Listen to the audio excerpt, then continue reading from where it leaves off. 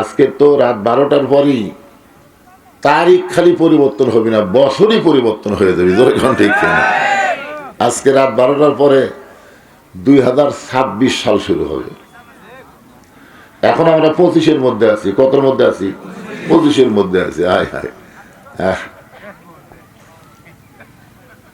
মিশে মায়াই বন্দি থাইকা করলাম কত খেলা, পশ্চিমে তাকায়া দেখো তোমার ডুইবা গেছে বেলা, এক পলকের নাই ভরসা, মিশে সকল আশা, কখন বুঝি দারুণ ঝড়ে ভাঙবে তোমার বাসা। আমি একদিন ওয়াজ করে বাড়িতে যায় আমার বউয়ের হাতে টাকা দিলাম, দেখো আজকের কামাই দেখো, দেখছে? আমার বউ টাকা হাতে নিয়ে কাঁদতেছে। আমি কান্দো কেন? বলে তুমি আজকের দিনের টাকা দেখতে পেলে, কিন্তু তোমার যে আজকের দিনের হায়াত কমে গেল। আজকে যে তোমার একটা দিন কমে গেল, একটা দিন তোমার হায়াতের থেকে যে কমে গেল, এইটা খেয়াল করছে? চুপ করছে। আসলেই তো তাই, আসলেই তাই ভাই। আমরা যেগুলো দেখান না সেগুলো দেখতেছি, যেগুলো খেয়াল করা লাগবে সেগুলোর দিকে আমাদের খেয়ালই নেই। 25 সাল আমাদের মাঝ থেকে বিদায় হয়ে 26 সাল আসতেছে, তার মানে একটা বছর শেষ। এই বছরে তুমি আবার এখন মোবাইল দিয়ে কি শুরু করলে? আবার আশ্চর্য কথা। হ্যাঁ, এমনি তো আমি আপনাদের জয়পুরহাটে যত মাহফিল করছি, বুঝলেন, মাহফিলে তো বসার জায়গা হয় না, খাড়া হয়ে থেকে শোনা লাগে। আর আজকে এটা দেখেই তো আমার ফোকাস আউট হয়ে গেছে। এরকম হওয়ার পিছনে কারণ হলো তীব্র শীতের কারণে মানুষ এখন বাড়ির থেকে আর বাইরে হচ্ছে না। আপনি বলেন তো, যে লোকটা 5 ওয়াক্ত নামাজ পড়ে না, তার কাছে ল্যাপের চাইতে ওয়াদের দাম বেশি? এই শীতের ঠান্ডার ফজরের নামাজই পড়ে না, আর সেই লোকটা এত কষ্ট করে ওয়াজ শুনবে কেন? হ্যাঁ শুনতো, যদি আপনারা গরু টরু জব করে একটু তাবারক পাকাতেন ওয়াজের শেষে, সেই খাইদায় আছে, তাহলে দেখতেন কতগুলা আসতো। হ্যাঁ, এই জন্য কি বাবা, কি হয়েছে? শোনেন কথাগুলো, যেগুলো হচ্ছে একটু গুরুত্ব দিয়ে শোনেন। যে কোরআন থেকে আমরা আলোচনা শুনবো, এই কোরআন সম্পর্কে আমাদের ধারণা কি? এই কোরআনের মধ্যে কোনো সন্দেহ? এই কোরআন পাইকারি হারে সবাইকে হেদায়েত দিবে না। আল্লাহ বলেছেন হুদাল্লিল মুত্তাকিন, কেবলমাত্র মুত্তাকি বান্দাবান্দি যারা আল্লাহর কোরআন থেকে হেদায়েত পাবে তারা। মুত্তাকির 1 নম্বর বৈশিষ্ট্য হলো আল্লাযীনা ইউমিনুনা বিল গায়ব, অদৃশ্যের প্রতি বিশ্বাস স্থাপন করা লাগবে। আমরা কোনোদিন দেখি নাই, সে আল্লাহকে আমাদের বিশ্বাস করা লাগবে। আল্লাহ কোনোদিন দেখছি? দেখছেন? লাইলাতুল মেরাজে নবী যখন দুনিয়াতে আবার ফেরত আসলেন, ফেরত আসার পরে যখন মেরাজ সম্পর্কে রাসূল সাহাবীদের সামনে বলতেছেন, তখন একজন সাহাবী বলতেছে, ইয়া রাসূলুল্লাহ, আপনি কি আল্লাহর সঙ্গে সাক্ষাৎ পাচ্ছেন? আপনি যে গেছিলেন আল্লাহর আরশে, আল্লাহর সঙ্গে কি আপনার দেখা হয়েছে? তখন আল্লাহ রাসূল এভাবে হাত দেখালেন, এভাবে দেখেন, এভাবে রাসূল বুঝালেন, এক পাশে আল্লাহ, এক পাশে আমি ছিলাম। সুবহানাল্লাহ। তখন একজন সাহাবী বললেন, হুজুর, আমরা এতদিন ধরে জানতাম আল্লাহু আকবার, আল্লাহ হলেন সবচাইতে বড়। আপনার বলেন তো, আল্লাহর চাইতে বড় কিছু আছে? তাহলে যেই জায়গার মধ্যে আল্লাহর সাথে আপনার দেখা হলো, এই জায়গা বড় না আল্লাহ বড়?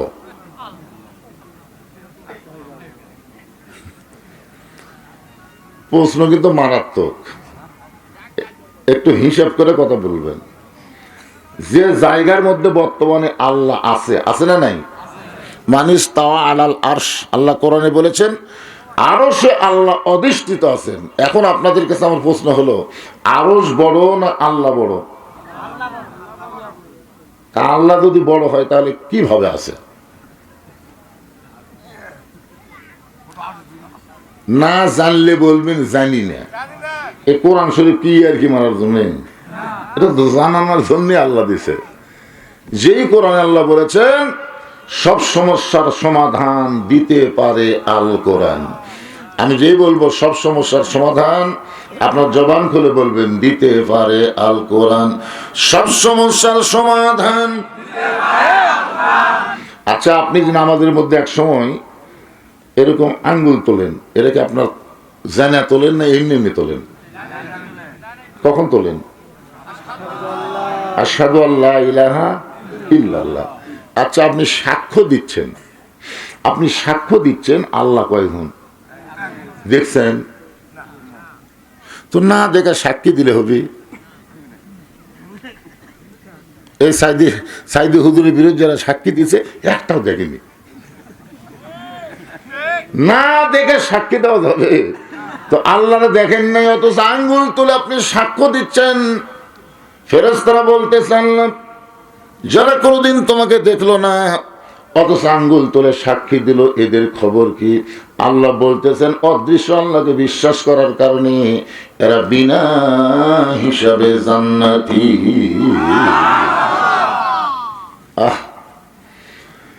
মুত্তাকিদের 1 নম্বর বৈশিষ্ট্য হলো অদৃশ্যের প্রতি বিশ্বাস স্থাপন করা। আমাদের 2 কাঁধে 2টা ফেরেশতা আছে, আপনার কোনদিন দেখছেন? এই ছেলেরা, তোমাদের বিশ্বাস হয়? তোমরা তো দরজা জানলা বন্ধ করে ল্যাপের মধ্যে ঢুকে মোবাইল চালু করে মনে করো কেউ নেই, এই সুযোগে যা ইচ্ছা তাই করি। আচ্ছা, কোনো ছেলেরা মেয়েরা যদি অশ্লীল কোনো ভিডিও দেখে, ওই সময় ওর কান্দের ফেরেশতারা কি করে? দৌড় মারে?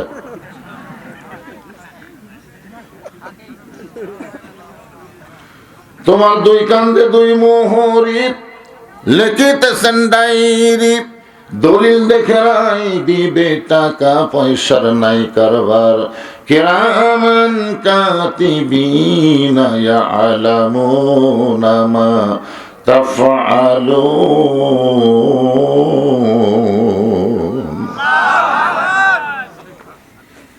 আল্লাহু আকবার সবাই কবে না? তো এটা বললে সবচাইতে খুশি হয় আল্লাহ, আর সবচাইতে বেজার হয় শয়তান। শয়তানকে তাড়ানোর মূল মন্ত্রই হলো তাকবীর দেওয়া। আল্লাহ কোরআনে বলেছেন রাসূলকে লক্ষ্য করে অরাব্বাকা ফাকাব্বির, আপনি আল্লাহর জন্য তাকবীর দেন। জোরে খান সুবহানাল্লাহ। লিল্লাহি তাকবীর। যে সূরাটা আলোচনা হবে নাম হলো কাউসার। জোরে বলেন, নাম কি? কাউসার। ইমাম গাজ্জালী রাহমাতুল্লাহ আলাইহি তাবলীগে দিন কিতাবের মধ্যে উল্লেখ করেছেন, হাউজে কাউসারের 1 পেয়ালা পানি পান করে কেউ যদি জাহান্নামেও যায়, আল্লাহ জাহান্নামকে জান্নাত বানিয়ে দিবে। আচ্ছা, আপনাদের কি মনে হলো এই কথাটা? এটা কেমন লাগলো যে হাউজে কাউসারের 1 পেয়ালা পানি পান করে কেউ যদি জাহান্নামেও যায়, আল্লাহ জাহান্নামকে জান্নাত বানায় দিবে? এই কথার দ্বারা ইমাম গাজ্জালী বুঝাইলেন যে হাউজে কাউসারের পানি যারা পান করবে তারা জাহান্নামত যাবে না। যদিও যায় আমাদের মধ্যে যদি জিনিসটা আছে না, কি মনে করতেছেন? একজন মুসলমান এখনই মসজিদ থেকে নামাজ পড়ে বাইরে হয়ে বলতেছে যদি আল্লাহ জাহান্নাম দেয়, আল্লাহ যদি জাহান্নাম দেয়। আপনি সন্দেহ করতেছেন? আপনার বাবার সম্পত্তি পাওয়ার ব্যাপারে আপনি সন্দেহ করতেছেন? তো আপনি মানুষকে বলতেছেন আমার বাবার সম্পত্তি যদি না পাই, আমার বাবার সম্পত্তি যদি না পাই, তখন সাইড থেকে একজন কি কয় তোর জন্মে ভেজাল আছে।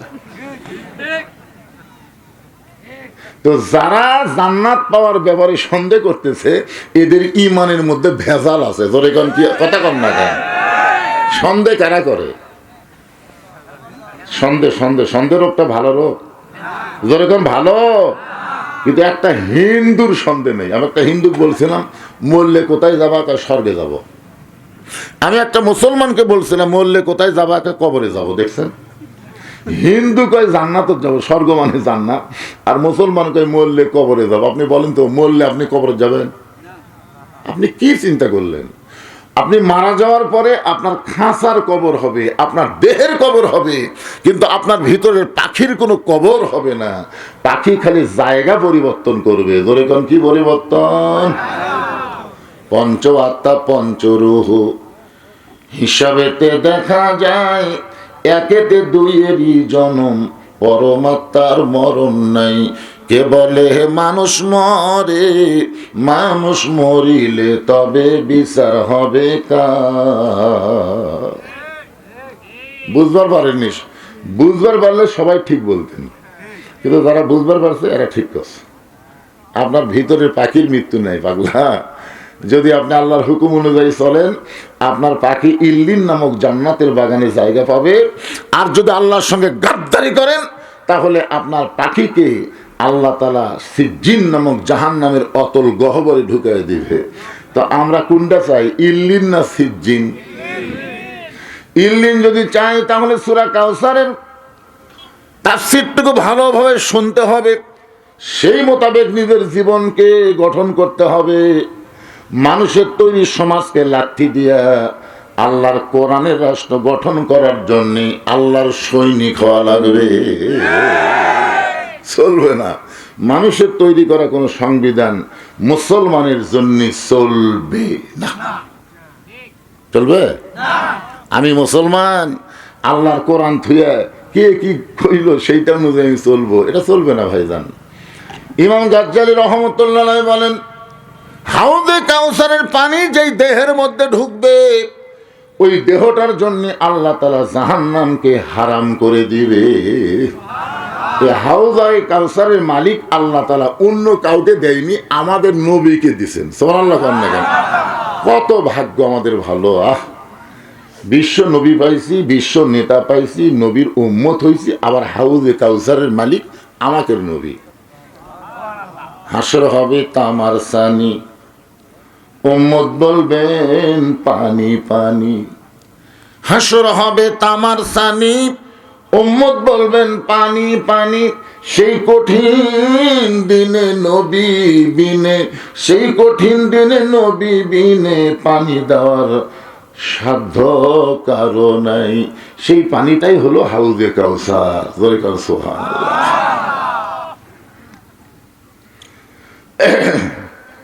আল্লাহ বলতেছেন, ইন্না আতাইনাকাল কাউসার, নিশ্চয় আপনাকে কাউসার দেওয়া হলো।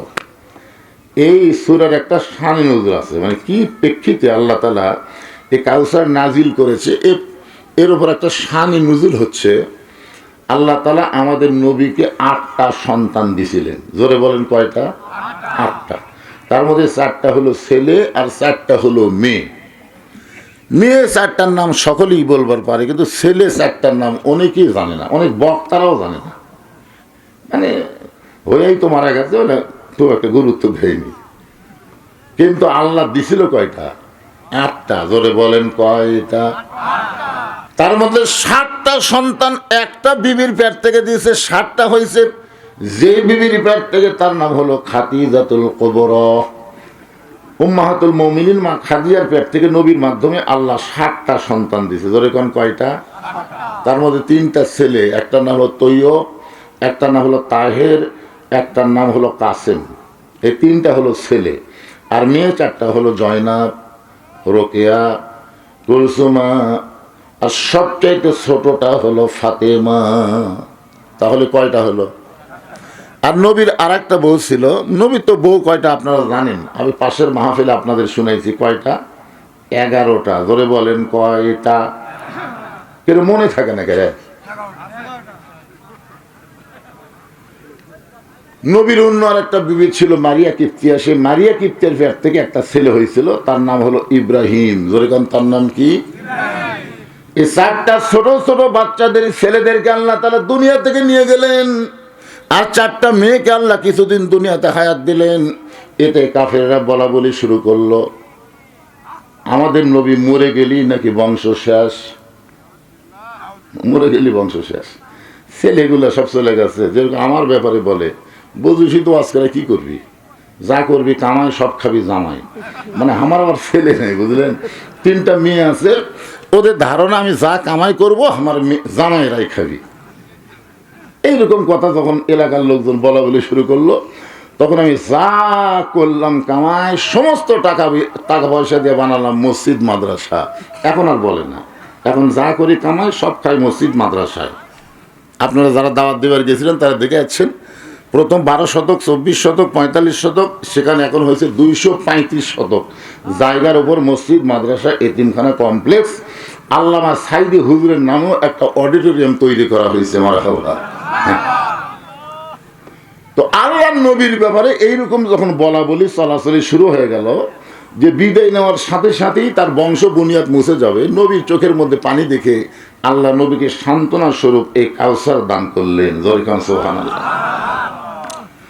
সাহাবীরা বললেন, ইয়া রাসূলুল্লাহ, আল্লাহ তাআলা শুধু আপনাকে কাউসার দান করে নাই, আল্লাহ আপনাকে এমন একটা ডিগ্রি দিল, ওমা আরসালনাকা ইল্লা রাহমাতাল লিল আলামিন। আপনারা বলেন তো, আমাদের নবীর দয়া কম না বেশি? তো সাহাবীরা বলতে যে হুজুর, হাসরের ময়দানে সবাই তৃষ্ণার্ত হয়ে যদি আপনার কাছে পানি চায়, আর আপনি যে দয়ার সাগর, যে তায়েববাসী আপনাকে পাথর মারে রক্তাক্ত করে দেয়, আপনি সেই তায়েববাসীর জন্য ধ্বংস কামনা না করে তাদের হেদায়েত কামনা করেন, আপনার মতন দয়া লুকিয়ে আছে? তা হাসরের ময়দানে খ্রিস্টান, ইহুদি, হিন্দু, বৌদ্ধ সবাই তৃষ্ণার্ত হয়ে আপনার কাছে যদি পানি পান করবার আসে, আর আপনি দয়া করে সবাইকে যদি 1 গিলাস করে পানি খেলেন, তাহলে ওই পানি যে দেহের মধ্যে যাবে, সেই দেহের জন্য আল্লাহ জাহান্নাম হারাম করে দিবে। ওগো নবী, আপনি কি সবাইকে হাউজে কাউসারের পানি পান করাবেন? সঙ্গে সঙ্গে নবী বললেন, হাউজে কাউসারের মালিক হচ্ছেন আল্লাহ, আর আমি হলাম বন্টনকারী। সুবহানাল্লাহ। হাউজে কাউসারের মালিককে? আরো জোরে। এই বাংলাদেশের মালিককে? আপনাদের মসজিদের মালিককে? এবারে মাইক এরকম চনচন করে কে বাবা? মাইকালে কুটিরে সব কিছুর মালিককে? বিশ্বাস করে বলতেছেন না তালত পড়ে বলতেছেন? বিশ্বাস করে? মাশাআল্লাহ।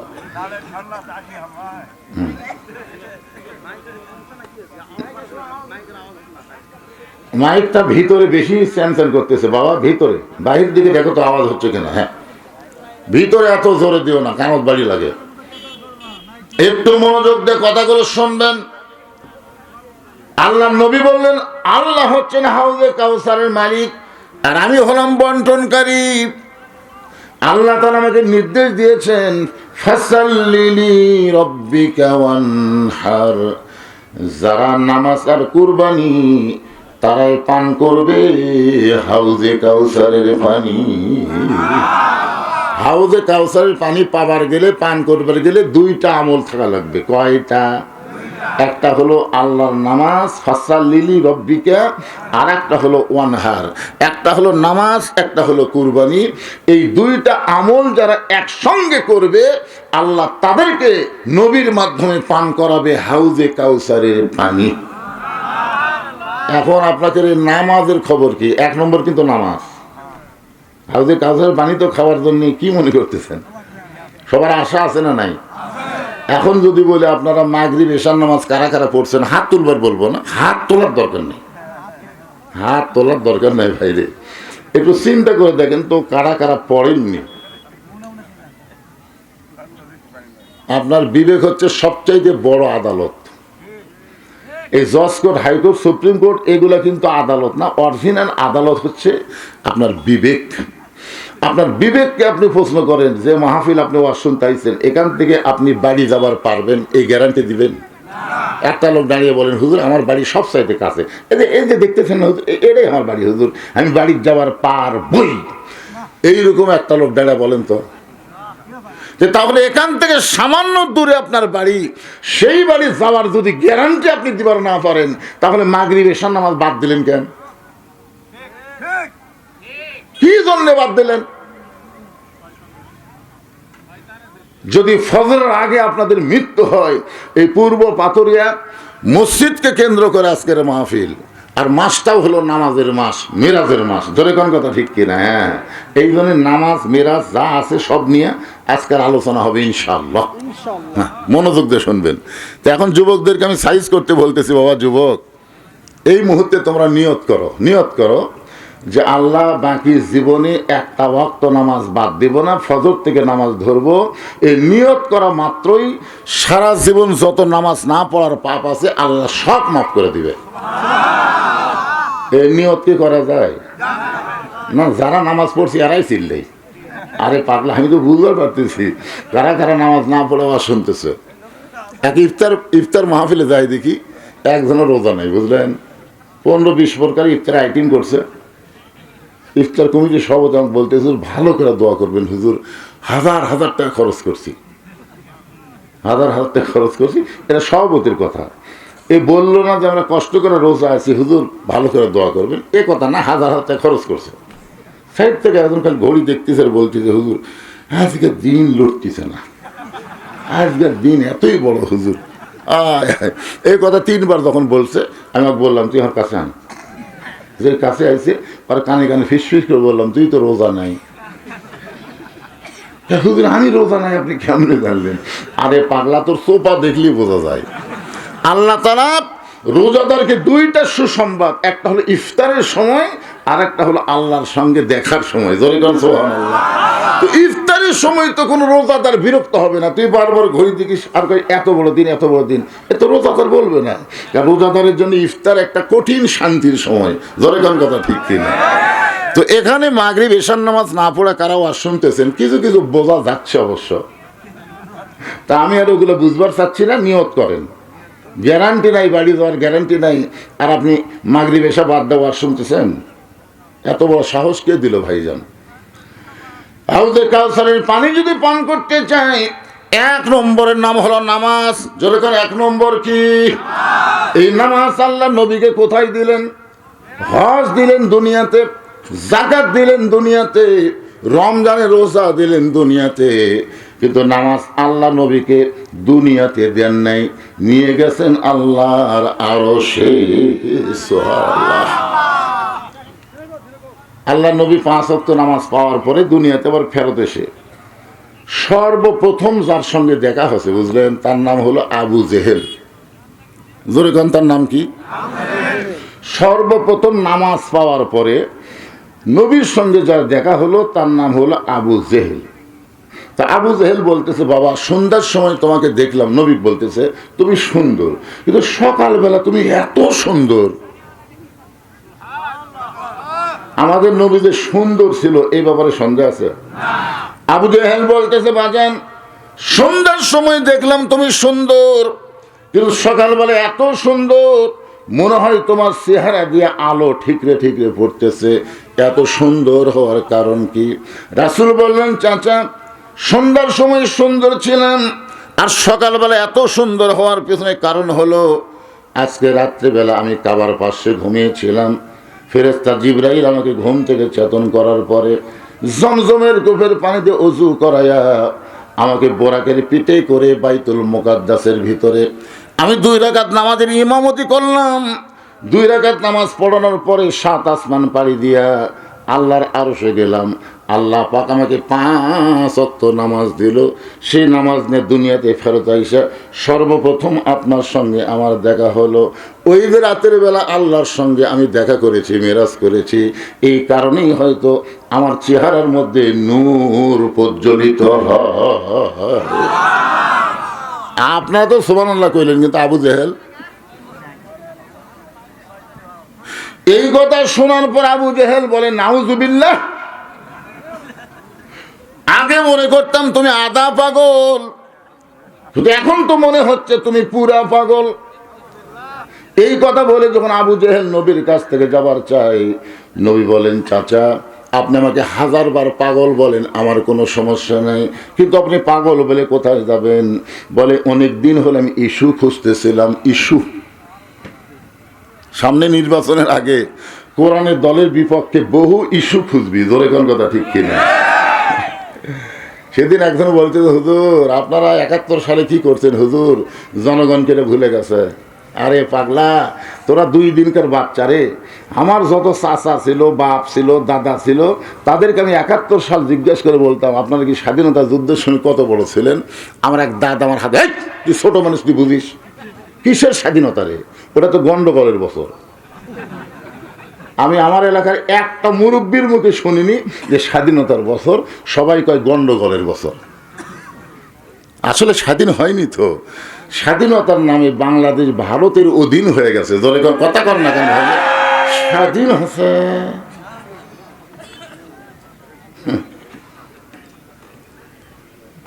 এই জিনিসগুলো আমাদের বোঝা লাগবে, বুঝি না তো। যুবকেরা খালি লাফালাফি করে। 30 লক্ষ মা বোনদের 30 লক্ষ শহীদ হচ্ছে, 30 লক্ষ বলে শহীদ হচ্ছে। আচ্ছা 30 লক্ষ যদি শহীদ হয়, 68,000 গ্রামে কত করে পড়তেছে? প্রতি গ্রামে কত করে পড়তেছে? আমি যেই গ্রামে যেই ইউনিয়নে ওয়াজ করবার যাই, আমি বহু মুরব্বি জিজ্ঞাসা করি যে 71 সালে আপনাকে এলাকায় কয়জন মরিছে? কয় আমার তো জানা নাই। সাইড থেকে একজনকে 2-1 মরতে পারে।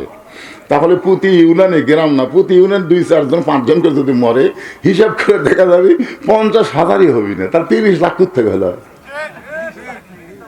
এর গাঁজা খড়ি গল্প কইয়া বাংলার মানুষদের ভুলাইছো। আগামীতে কোরআন যখন সংসদে যাবে, এই বাংলাদেশের কোনো গাঁজা খড়ি গল্প চলবে না।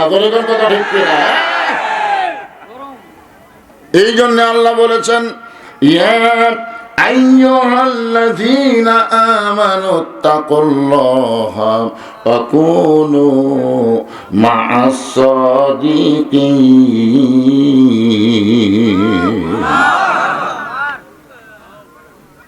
অনেকদিন হলো ইস্যু খুঁজতেছিলাম, কারণ আমি আবু জেহেল কতদিন হলো দেখতেছি কিছু লোক আমার বাড়ির দিক দিয়ে যায়, আমার বাড়ি থুতে দেয়। আমি জানলাতে দেখি আমার বাড়ি থুতা দেয় আর তোর বাড়ির সালাম দেয়। কিছুদিন আমি দেখতেছি আবু জেহেল বলতেছে যে আমার বাড়ির দিকে থুতা দেয় আর তোর বাড়ির সালাম দেয়। ফের আমাকে অপমান করবে, তোকে সম্মান করবে, তোর মতো মানুষ আমার এলাকার থাকবে। আমি বার করার বহু চেষ্টা করতেছি, কিন্তু ইস্যু পাচ্ছি না। আজকে ইস্যু পাচ্ছি, তোকে পাগল বানায় আমার এলাকা থেকে তাড়াবার চাই, এই কথা বলে আল্লাহ আবু জেহেল এক দৌড়ে যার বাড়ির দরজায় গেলেন, তার নাম হলো আবু বকর। জোরে বলেন নাম কি? আবু বকরের দরজা দিয়ে বলেন, আবু বকর তোমার নবী যে পাগল হয়েছে তুমি কি জানো? যেই মাত্র কইছে তোমার নবী যে পাগল হয়েছে তুমি কি জানো?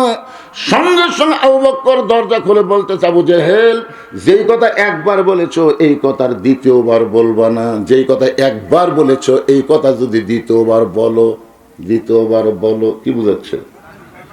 একবার বলেছে এই কথা, দ্বিতীয়বার বললে এটাতে কি ধরবি? আবু জেহেল 3 ধাপ পিছনে যায় বলতেছে, আবু বকর তুমি না নরম মানুষ, তুমি নরম মানুষ, এত গরম হইলে। আবু বকর বলতেছে, আল্লাহর নবীর বিরুদ্ধে কথা শোনার পরে কেউ যদি নরম ভূমিকা পালন করে তাহলে বুঝতে হবে সে আর মুসলমান নাই, সে মুনাফিক হয়ে গেছে। আমাদের বাংলাদেশে নবীর বিরুদ্ধে কথা বলে, আল্লাহর নাকি আগামাতা নেই, আল্লাহর বলে আগামাতা নেই, এইরকম কথা আবুল সরকার বলে। আর বাংলাদেশের কিছু সুশীল বুদ্ধিজীবী তার আবার পক্ষ নেই।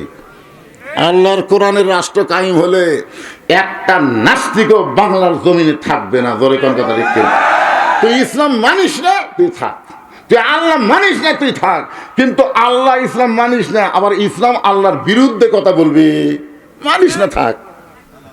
বিরুদ্ধে বলার তো কোনো অধিকার নাই। দরকার আছে নাকি? আবু জেহেল বলতে, যাও বকর তোমার নবী আমারে কইল আজকে রাত্রেবেলা বাইতুল মুকাদ্দাসে গিয়ে 2 রাকাত নামাজের ইমামতি করেছে, সেখান থেকে 7 আসমান পাড়ি দিয়ে আল্লাহর আরশে গেল। আল্লাহ নাকি তোমার নবীকে 5 ওয়াক্ত নামাজ দিল।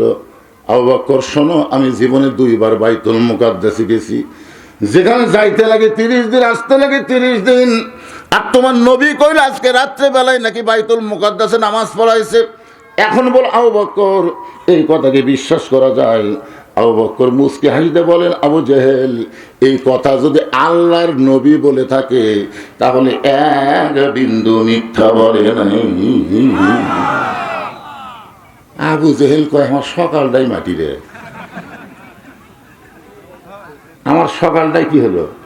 মাটি হয়ে গেল। আমাকে একজন বলতে যে হুজুর আপনাকে যে সবচাইতে ওস্তাদ তার যে ফাঁসি হবে আপনি জানেন? মানে আল্লামা সাইদি হুজুর ব্যাপারে আমাকে তিরস্কার করতেছে হাসিনার সময়। যে হুজুর সবচাইতে বড় হুজুরে যে ফাঁসি হবে আপনি জানেন?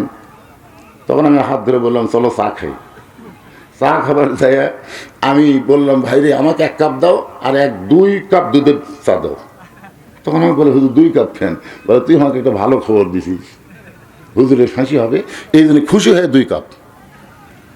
ওই যখন দুধের কাপ মুখত দিছে তখন বলতেছি পাগলা, আল্লাহ আমার সাইদে হুজুরের ফাঁসি হবে কিন্তু তোর যে মৃত্যু হবে, যেই কিছু মৃত্যু হবে চুন করছে চমকা উঠলি কেন? আরে পাগলা ফাঁসির তারিখ আছে, মরার কোনো তারিখ নেই। আপনারা বলেন তো ফাঁসির তারিখ নাই, যে অমুক তারিখে ফাঁসি হবে রাত 12টায়। দেখবেন ফাঁসির আগে নামাজ পড়া, রোজা করা, তওবা করা, কান্নাকাটি করা সব কিছু করে তারপরে ফাঁসির দড়ি যখন গলার দিবি তখন আবার কলমা শাহাদত, কলমা তাইবা পড়তে পড়তে ফাঁসি কার্যকর হবে। রাসূল বলেছেন শেষ বাণী লা ইলাহা ইল্লাল্লাহ, ও যত বড়ই পাপী হোক আল্লাহ তার জন্য জান্নাতের দরজা খুলে দেয়। কিন্তু তুই যে মরবি, তোর মৃত্যু হবে, তুই কি কলমার গ্যারান্টি আছে? বলছে না হুজুর। এখন বল তাহলে কোনটা ভালো? তখন চা খাতে খাতে এই দিক দিয়ে তো ফাঁসি ভালো। পাগলা আর 1 কাপ খেয়ে যাস।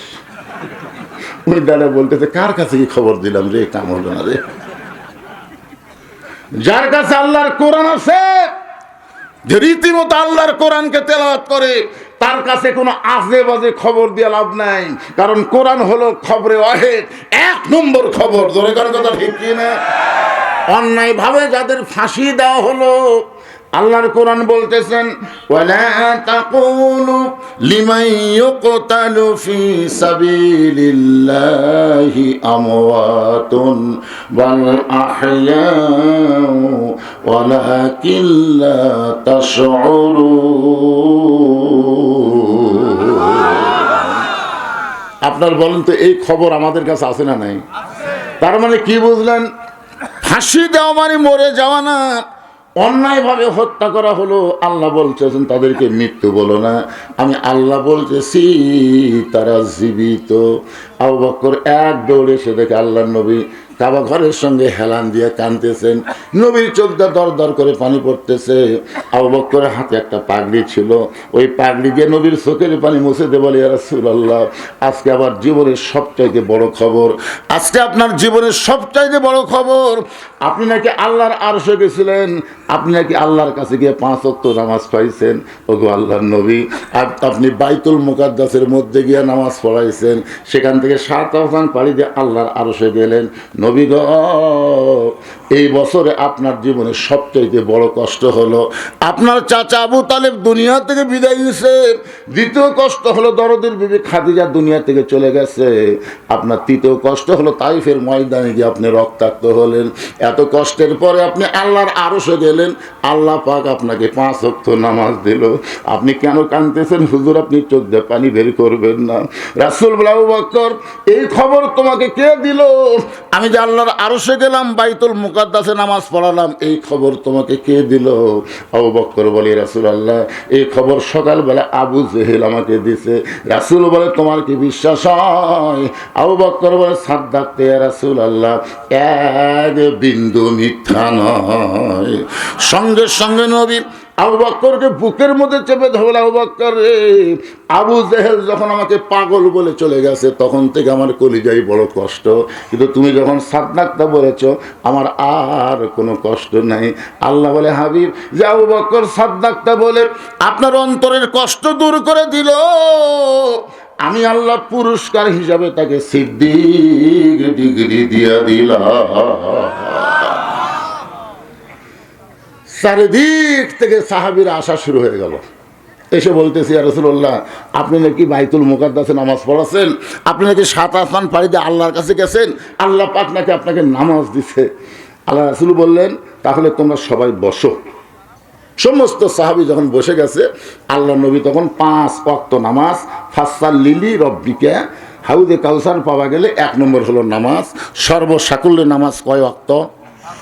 এই আমার দিকে একটু তাকায় শোনেন, কয় ওয়াক্ত? 24 ঘন্টার মধ্যে 5টা সময় আল্লাহর পছন্দ, আর সেই 5 সময়ে আল্লাহ 5 ওয়াক্ত নামাজ আমাদের উপরে ফরজ করছেন। সর্বসাকুল্যে দিন রাতে কয় ঘন্টা? কথা কন না কেন, কয় ঘন্টা? এই 24 ঘন্টার মধ্যে 5টার সময় আল্লাহর পছন্দ। সূর্য উদয় হওয়ার আগে আল্লাহর 2 রাকাত ফরজ নামাজ, সে নামাজকে বলা হয় ফজরের নামাজ। আসলে আল্লাহ সর্বসাকল্যে 17 রাকাত নামাজ নবীকে দিয়েছেন। কয় রাকাত নামাজ? খুব খেয়াল করবেন, এর মধ্যে কিন্তু জুম্মা নাই। এই যুবকের, এই 5 ওয়াক্ত বাদ দেখালে জুম্মা মারো, এই জুম্মা কিন্তু এই 17-এর মধ্যে নাই। জুম্মা হচ্ছে দুনিয়ার নামাজ, আর 17 হচ্ছে আরশের নামাজ। যেরকম সুবহানাল্লাহ। আজকে যেই নামাজগুলোর ওয়াজ করা হবে, এই নামাজগুলো হচ্ছে আরশের নামাজ। যেরকম কোন জায়গার নামাজ? এই জুম্মা পাটি মসজিদ দোতলা করতেছে, কেউ দোতলা খান বলে হুজুর এত মুসল্লি হয়, জায়গা হয় না। এত মুসল্লি হয় হুজুর, একতলা টাঁটে না, দোতলা করতেছি। তো দোতলায় যখন করতেছে ফজরের খবর কি? তখন বলতেছে ফজরের খবর 5 জনের উপর হয় না। জোহরের খবর কি? কয় কাজ কামের দিন আসে না। আসরের খবর কি? কয় বাজারত গেছে। মাগরিবের খবর কি? কয় বাজার করে এসে হিসাব করতেছে। এশার খবর কি? কয় শরীর ভালো থাকলে ওই মানে কি ফজরত আইস। তোমাকে মসজিদের মধ্যে কয় কাতার? হচ্ছে কমপক্ষে 6 কাতার। তো 6 কাতারের 1 কাতারই হয় না, তাহলে দোতলা করবো কেন? তখন একজন সেক্রেটারি বলতে যে হুজুর ওই যে জুম্মার দিনের সবার শেষে আগে যায়, ওই শালাকের জন্য দোতলা। এরা কিন্তু মুসল্লি না, এরা কি? আল্লাহ কোরআনে বলেন ফাওয়াইলুল লিল মুসাল্লিন আল্লাযীনা হুম আন সালাতিহিম সাহুন আল্লাযীনা হুম ইরাউন ওয়া ইয়ামনাউনাল মাউন। যারা জুমার নামাজ পড়ো, বাজার মন খারাপ করো না, আগে 5 ওয়াক্ত ওয়াজ শোনো। জুমার নামাজের কথা অবশ্যই আমি বলবো, কারণ সেই নামাজ সম্পর্কে আল্লাহ বলেছেন ইযা নুদিয়া লিস-সালাতি মিন ইয়াউমিল জুমআ ফাসাউ ইলা যিকরিল্লাহ। এখানে জুমার নামাজের কথা আছে না আজানের কথা? খুব খেয়াল করে শোনেন। ইযা নুদিয়া লিস-সালাতি মিন ইয়াউমিল জুমআ ফাসআউ ইলা যিকরিল্লাহ। জুমার নামাজের আজান যখন দিবে, আজান শোনার সঙ্গে সঙ্গেই তোমাদেরকে একটু দৌড়ানোর মতন জোরে হেঁটে মসজিদে যাওয়া লাগবে। হুকুম কার? তাহলে আপনাদের সবার শেষে আসলেন, কি খবর? নিয়ত করছে আল্লাহ আল্লাহ, আর বইয়ের বেড়া তো বাচ্চা চাইছে যদি পুত্র সন্তান হয় পীর সাহেবকে একসঙ্গে ভাত খিলাবো। আল্লাহ একটা কন্যা সন্তান দিচ্ছে। পরের বছর আবার যখন বইয়ের পেটে বাচ্চা আইছে, নিয়ত করছে আল্লাহ এবার যদি একটা পুত্র সন্তান হয় ইমামকে এক সন্ধ্যা ভাত খিলাবো। সেইবারও আল্লাহ একটা কন্যা দিছে। আবার চান্স দিছে আমার মতন। আমি কিন্তু 2 মেয়ে বিয়ে দেওয়ার পরে লাস্টে আর একটা চান্স দিছি। আমার ছোট মেয়ে কেবল ক্লাস 6-এ পড়ে, আর বড়গুলোর বিয়ে হয়ে গেছে, বুঝলেন? তো পরের বার আবার যখন বইয়ের পেটে বাচ্চা আইছে, রাগ করে বলতেছে আল্লাহ এবার যদি একটা পুত্র সন্তান দাও তাহলে শয়তানকে এক সন্ধ্যা ভাত খিলাবো। মানে জানে যে দিবি না, এই মনে করে নিয়ত করছে, কিন্তু আল্লাহ একটা পুত্র দিছে। এখন বাপের সাথে মায়ের কিন্তু চিন্তা বেশি, মায়ের চিন্তা বেশি। বাচ্চা কোলত নিয়ে বলতেছে দিয়ে আল্লাহ বোঝে মন কায়রা নিতে কতক্ষণ। তুমি মান্যত করছো, মান্যত পুরা করো। স্বামী পাওয়া যায়, পীর পাওয়া যায়, ইমাম পাওয়া যায়, শয়তান কোথায় পাই? কোথায় পাবাতে নিয়ত করলে কেন? কোথায় পাবাতে নিয়ত করলে কেন? যতক্ষণ শয়তানের দাওয়াত না দিবে তোমার বাড়ির ভাত নেই। প্রধানমন্ত্রী খেপে গেলে প্রেসিডেন্টের যাওয়া হয়। ওই মন খারাপ করে রাস্তা ঘুরতেছে, একজন বলে ভাই মন খারাপ কেন? বেটা হয়েছে। তো বেটা হলে তো খুশি হওয়ার কথা। বলে নিয়ত করছি শয়তানকে এক সন্ধ্যা ভাত খেলাবো। শয়তান কোথায় পাই? লোকটা বলতে শয়তান যদি পাওয়ার চাও তাহলে আরশিক যাও। কারণ আমার বাবা মাঝে মধ্যে চোখ বন্ধ করে, মাঝে মধ্যে চোখ বন্ধ করতে হয়। এরা তো দুনিয়ার সুদ ঘুষ এগুলা কিছুই দেখে না, বুঝলেন? দুনিয়াতে কি হচ্ছে এগুলা দেখে না, খালি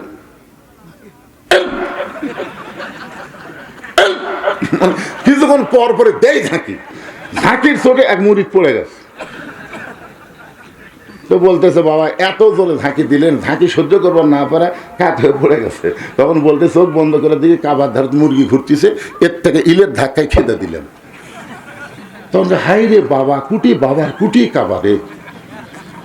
যেই বাবা চোখ বন্ধ করলে গোটা পৃথিবীর খবর বলতে পারে, আমার সেই বাবাই বলতে পারবে শয়তান এখন কোন জায়গায়, যা বাবার কাছে যা।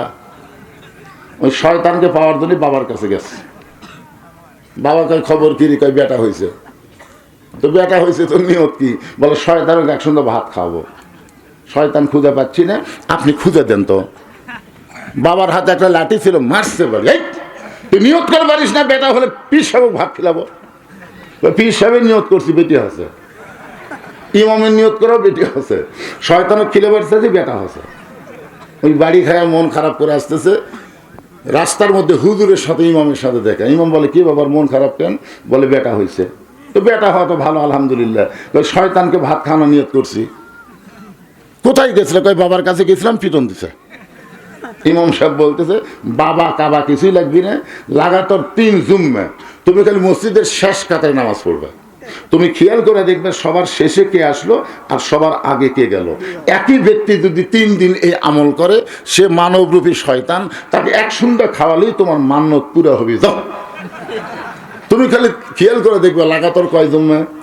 3 জুম্মা। সবার শেষে কে আসলো, সবার আগে কে গেল। একই ব্যক্তি যদি এই আমল 3 জুম্মা করে, তাহলে এই মানুষ বুঝি শয়তান, ওকে এক সন্ধ্যা খাওয়ালেই তোমার মান্যত পুরা হবে।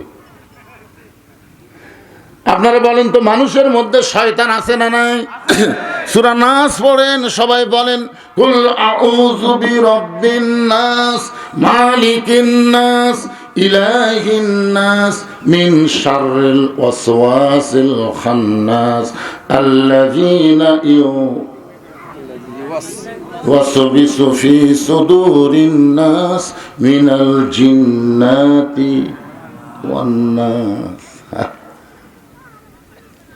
এখন 5 ওয়াক্ত নামাজের কথা হবে, জুমার নামাজের কথা আসতেছি। কি মন খারাপ করতেছেন? 5 ওয়াক্ত সূর্য উদয়ের আগে সেই নামাজটা আমরা পড়ি 2 রাকাত জামাতের সঙ্গে, সেই নামাজ হলো ফজরের নামাজ। আল্লাহ রাসূল বলেছেন ফজর এবং এশা কে যদি বাড়িতে নামাজ পড়ে তাহলে সে মুনাফিকি অর্জন করবে। এই 2 ওয়াক্ত নামাজ বাড়িতে পড়া চলবে না, এটা জামাতের সঙ্গে আদায় করা লাগবে। সূর্য যখন পশ্চিম দিকে হেলে যাবে এমন সময় 4 রাকাত নামাজ জামাতের সঙ্গে আদায় করা লাগবে। এই নামাজ হলো যোহরের 4 রাকাত ফরজ নামাজ। সূর্যের পাওয়ার যখন কমে যাবে এমন সময় 4 রাকাত নামাজ জামাতের সঙ্গে আদায় করা লাগবে। এই 4 রাকাত নামাজ হলো আসরের নামাজ। সূর্য অস্ত যাওয়ার সঙ্গে সঙ্গে আজান দিয়ে যেই নামাজ অল্প সময়ের মধ্যে আদায় করা লাগবে 3 রাকাত ফরজ নামাজ। এই নামাজের নাম হলো মাগরিবের নামাজ। জোরে কোন নামাজ? রাতটা যখন একটু গাঢ় হয়ে যাবে এমন সময় জামাতের সঙ্গে 4 রাকাত নামাজ আদায় করা লাগবে। এই নামাজটা হলো এশারের নামাজ। এমন সময় হযরত ওমর দাঁড়াইছে। রাসূল বলে ওমর তুমি মনে হয় কিছু বলবা। ওমর বলতে যে হুজুর আপনার 5 ওয়াক্ত নামাজের খবর শুনলাম, কিন্তু আমার কাছে একটু কেমন যেন লাগতেছে। রাসূল বলে কেমন লাগতেছে? বলে ফজরের ফরজ 2 রাকাত জোড় আছে, জোহর 4 রাকাত জোড়, আসর 4 রাকাত জোড়, এশা 4 রাকাত জোড়, কিন্তু মাগরিব এই 3 রাকাত বেজোড় কেন? আর 5 ওয়াক্ত নামাজের ফজরে আজান দেওয়ার 8 ঘন্টা পর ফজরের নামাজ হয়, জোহরে আজান দেওয়ার 15 মিনিট পরে জোহরের নামাজ হয়, আসরের আজান দেওয়ার 15 মিনিট পরে আসর হয়, এশার আজান দেওয়ার 15 মিনিট পরে এশা হয়। কিন্তু মাগরিবের আজান দিলে 15 মিনিট পরে মসজিদে এসে দেখে মসজিদ ফাঁকা, কেউ নেই। তো মাগরিবের আজানের সাথে সাথে কেন মাগরিব পড়া লাগবে আর 3 রাকাত কেন হলো, এটা একটু আমার জানবার বিষয়। আপনাকে কি জানবার মন চায়? সঙ্গে সঙ্গে আল্লাহ নবী বলেন ওমর এই মাগরিবের 3 রাকাত ফরজ নামাজ যখন আল্লাহ আমাকে দিচ্ছেন এমন সময় আল্লাহ বলেন হাবিব আপনার উম্মতেরা মাগরিবের 3 রাকাত নামাজ জামাতের সঙ্গে আদায় করলে আমি আল্লাহ কেমন খুশি হব আপনি কি শুনবেন না? রাসূল বলে আল্লাহ আমি শুনতে চাই। তাহলে আপনার উপর যেই কিতাব নাজিল করেছি ওই কোরআনের মধ্যে একজন নবীকে আমি আলোচনা করেছি, যেই নবীর নাম হলো ইয়াকুব নবী। জোরে বলেন নাম কি? যারা যুবকেরা আছে আমার সঙ্গে একটু গুনগুন করে বলো, ইয়াকুব নবী বাস করিতেন কেনানে, সবার চাইতে ভালোবাসতেন ইউসুফকে। ইয়াকুব নবী একদিন নির্জনে আল্লাহর কাছে কাঁদতেছে। ইয়াকুব নবী এই মাগরিবের 3 রাকাত কেন, একটু মনোযোগ দিয়ে শুনবেন। নির্জনে কার কাছে কাঁদতেছে? কান্দার বিষয় হলো, আল্লাহ আপনি আমাকে 12টা সন্তান দিয়েছেন, কিন্তু 2টা সন্তান এত ভালো, আর এই 10টা এত খারাপ কেন হলো? সন্তান খারাপ হলে বাপের কষ্ট আছে না নাই? কথা কোন আছে না নাই? একজনের ছেলে নামাজ পড়ে আর আপনার ছেলে সারাদিন টুটু কোম্পানির ম্যানেজার, তাহলে এর মতন ঘুরতেইছে, আপনার খারাপ লাগে না? জোরে খারাপ লাগে না? তাহলে আমার 2টা সন্তান এত ভালো, কিন্তু এই 10টা এত খারাপ কেন হলো? আল্লাহ বলি, ইয়াকুব তোমার বউ কয়টা? ইয়াকুব বলতেছে, আল্লাহ আমার বউ হলো 2টা। ইয়াকুব নবীর বউ কয়টা? আল্লাহ রাসূল বললেন, তোমার যে বউ ভালো, সে বউয়ের পেট থেকে যে 2 সন্তান হয়েছে, বনিয়ামিন ইউসুফ, এই জন্যে তোমার এই 2 সন্তান ভালো। আর তোমার যে বউ খারাপ, এই বউয়ের পেট থেকে যে 10টা সন্তান হয়েছে, এই 10টা সন্তানই খারাপ। এখান থেকে প্রমাণ পাওয়া গেল, বাবা যতই ভালো হোক সন্তান ভালো হবে না। সন্তান ভালো হবার গেলে মা ভালো হওয়া লাগবে। কে ভালো হওয়া লাগবে? আপনাকে পর্দার ব্যবস্থা আছে, পর্দার মধ্যে মায়েরা আছে না নাই? জোরে কেন আছে না? আচ্ছা, আপনাকে এলাকায় সত্যি করে বলবেন, আপনাকে এলাকায় কি মেয়েরা মাথার চুল বেচে?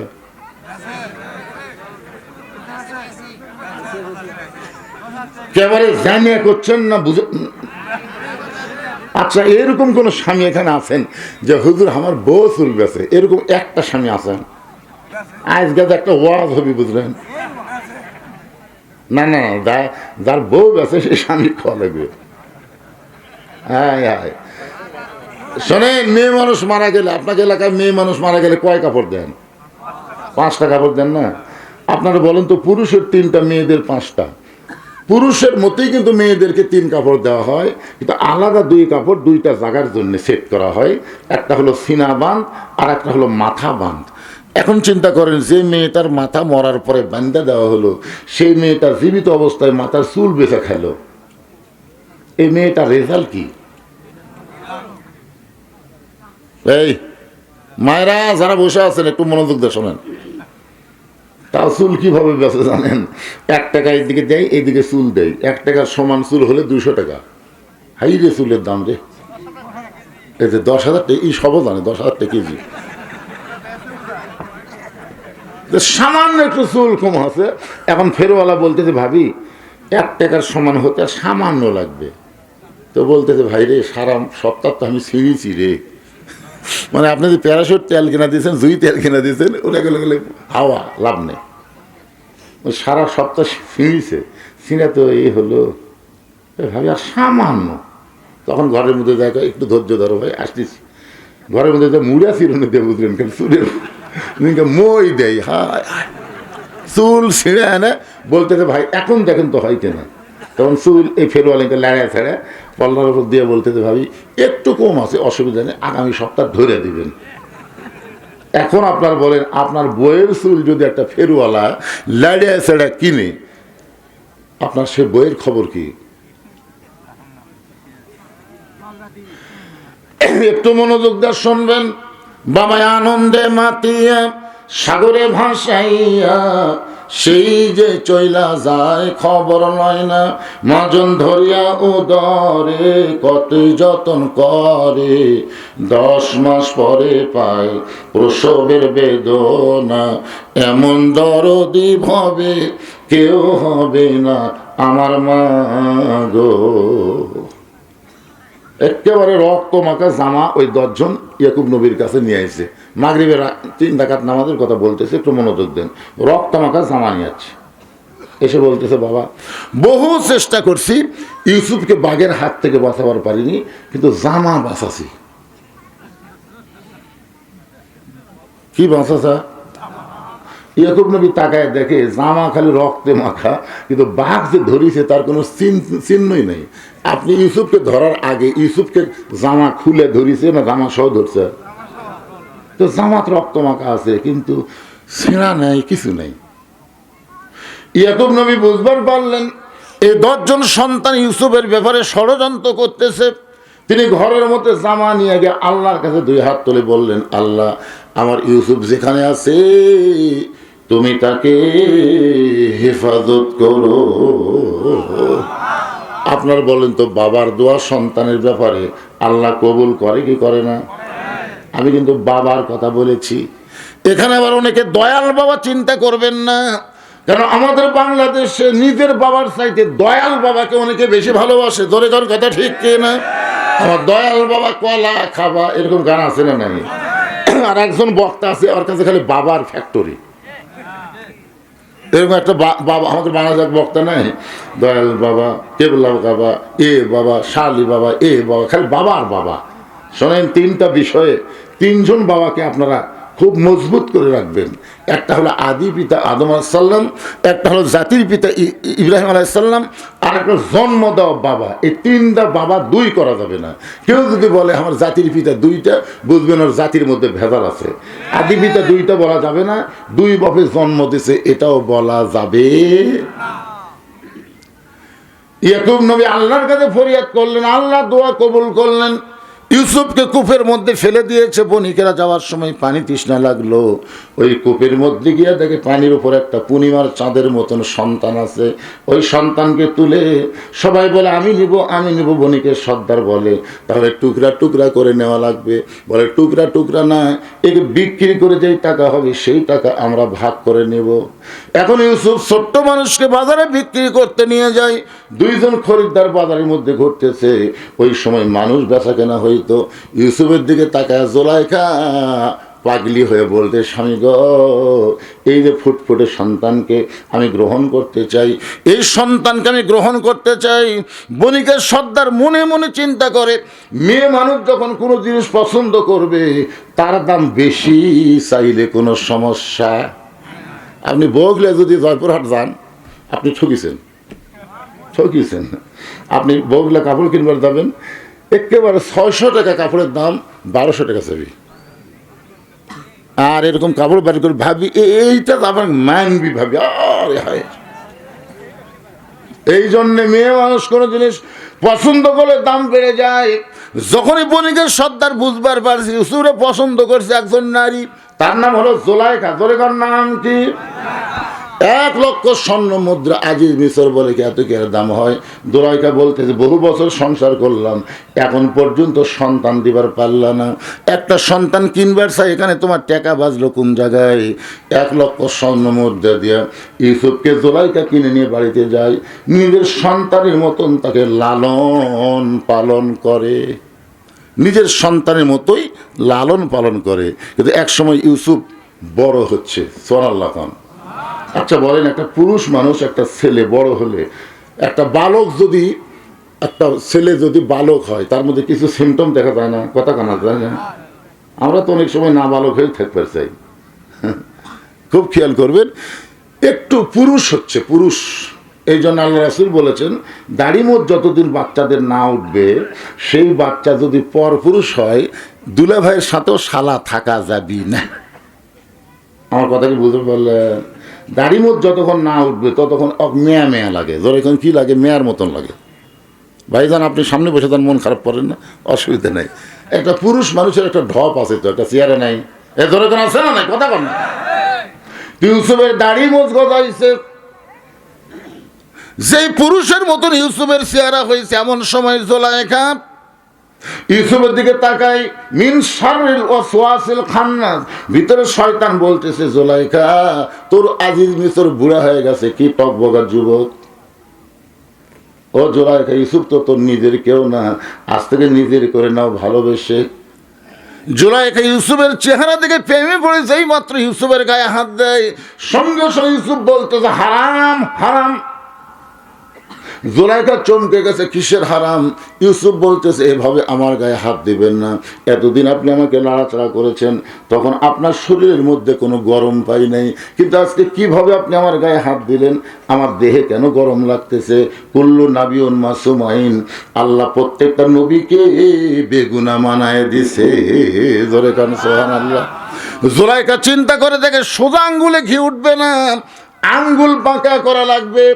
আঙ্গুল বাঁকা করার জন্য জুলাইখা ইউসুফকে নিয়ে গেলেন নির্জন ঘরে, 10টা দরজায় তালা দিয়া একেবারে নির্জন ঘরে নিয়ে গিয়ে বলে, ইউসুফ রে এখন তুমি কি করবা, লক্ষ্য করে দেখো তুমি আর আমি ছাড়া কেউ নাই, আমার মনের বাসনা পুরা করা লাগবে। ইউসুফ চোখের পানি বের করে বলতেছেন, ইন্নী আখাফুল্লাহ, আমি আল্লাহকে ভয় করি। আমি কাকে ভয় করি? জুলাইখা বলতেছে এখানে কেউ নাই, তুমি আর আমি, তুমি আর আমি কেউ নাই। ইউসুফ বলতেছে কেউ না থাকলেও আমার আল্লাহ সব দেখবে। এই কথা বলে ইউসুফ যখন পালাবার চায়, জুলাইখা চিন্তা করতেছে যতই পালাবার চাও, দরজার তালা মারছি, চাবি আছে আমার হাতে। নাসরুম মিনাল্লাহি ওয়া ফাতহুন করিব ওয়াবাশশিরিল মুমিনিন।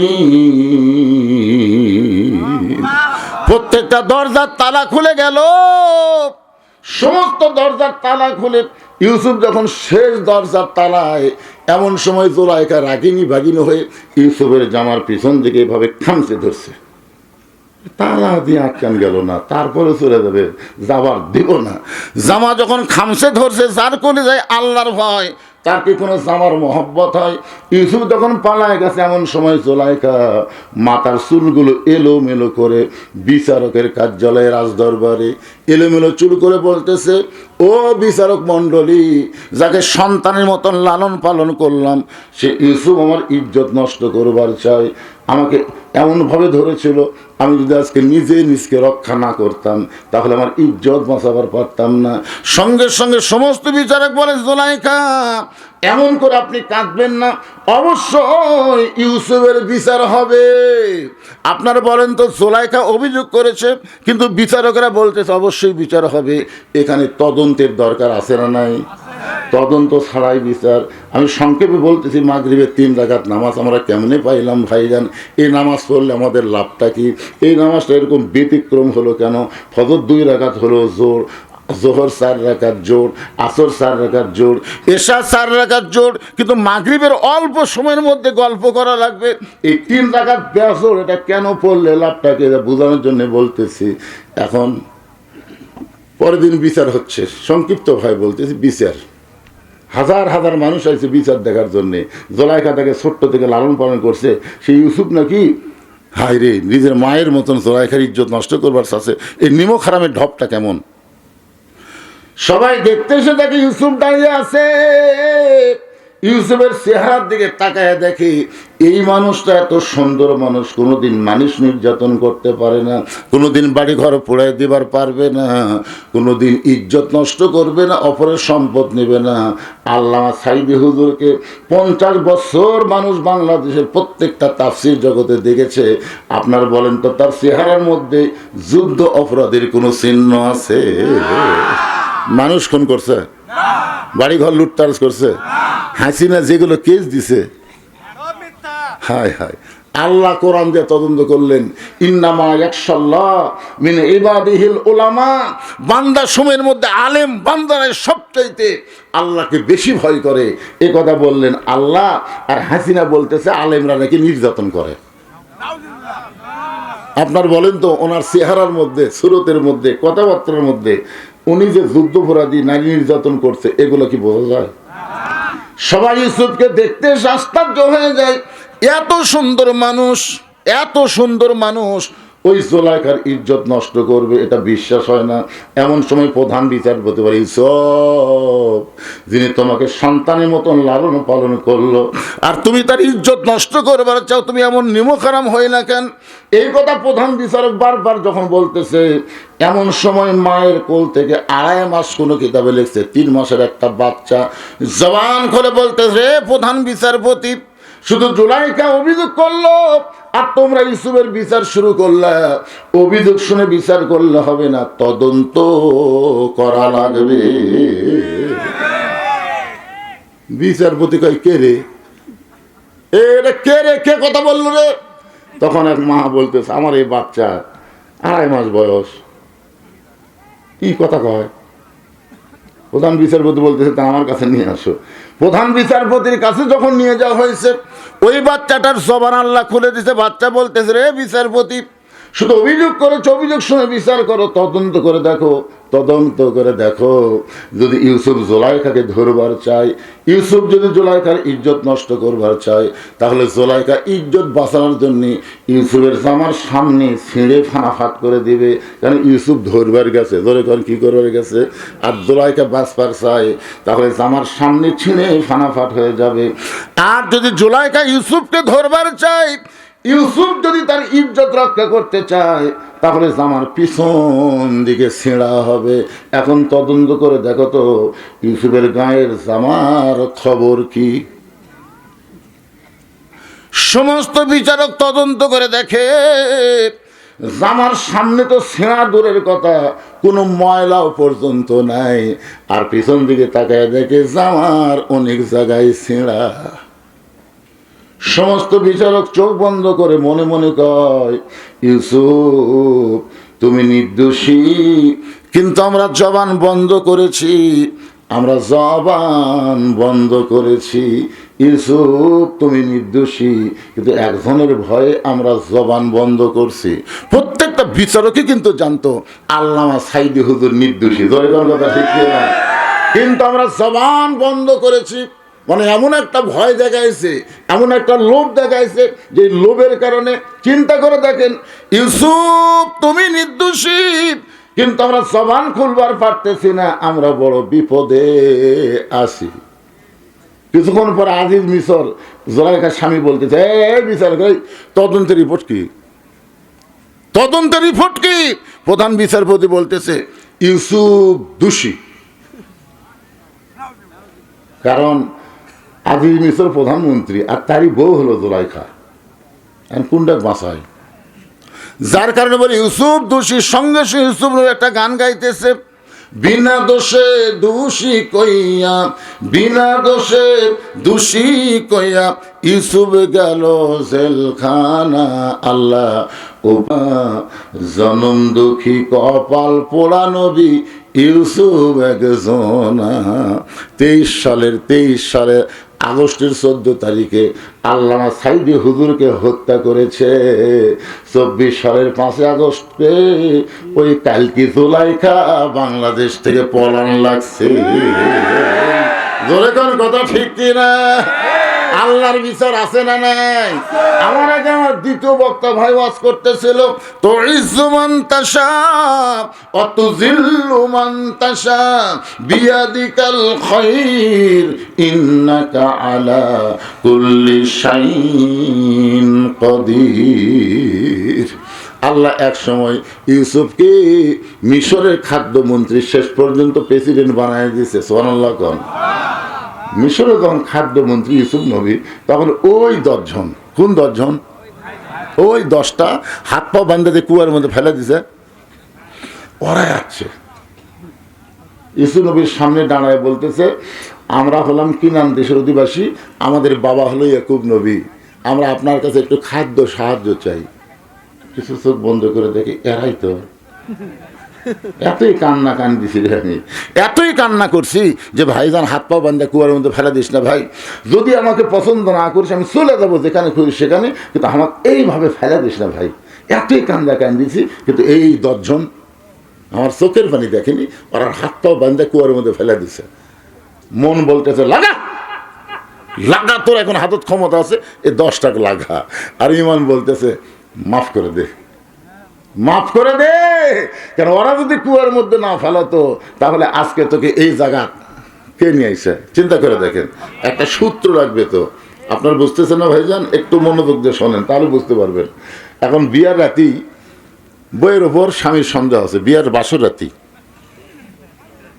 তো এখন স্বামী ঘর থেকে বার হয়েছে, তো বাপ মাও কয় ক্যারে নতুন বউ ঘর থেকে বার হলি কেন? তখন ছেলে বলতেছে আব্বা আমার বউ সন্দেহ হয়। কি সন্দেহ? তো বিয়ার আগে প্রেম করছে।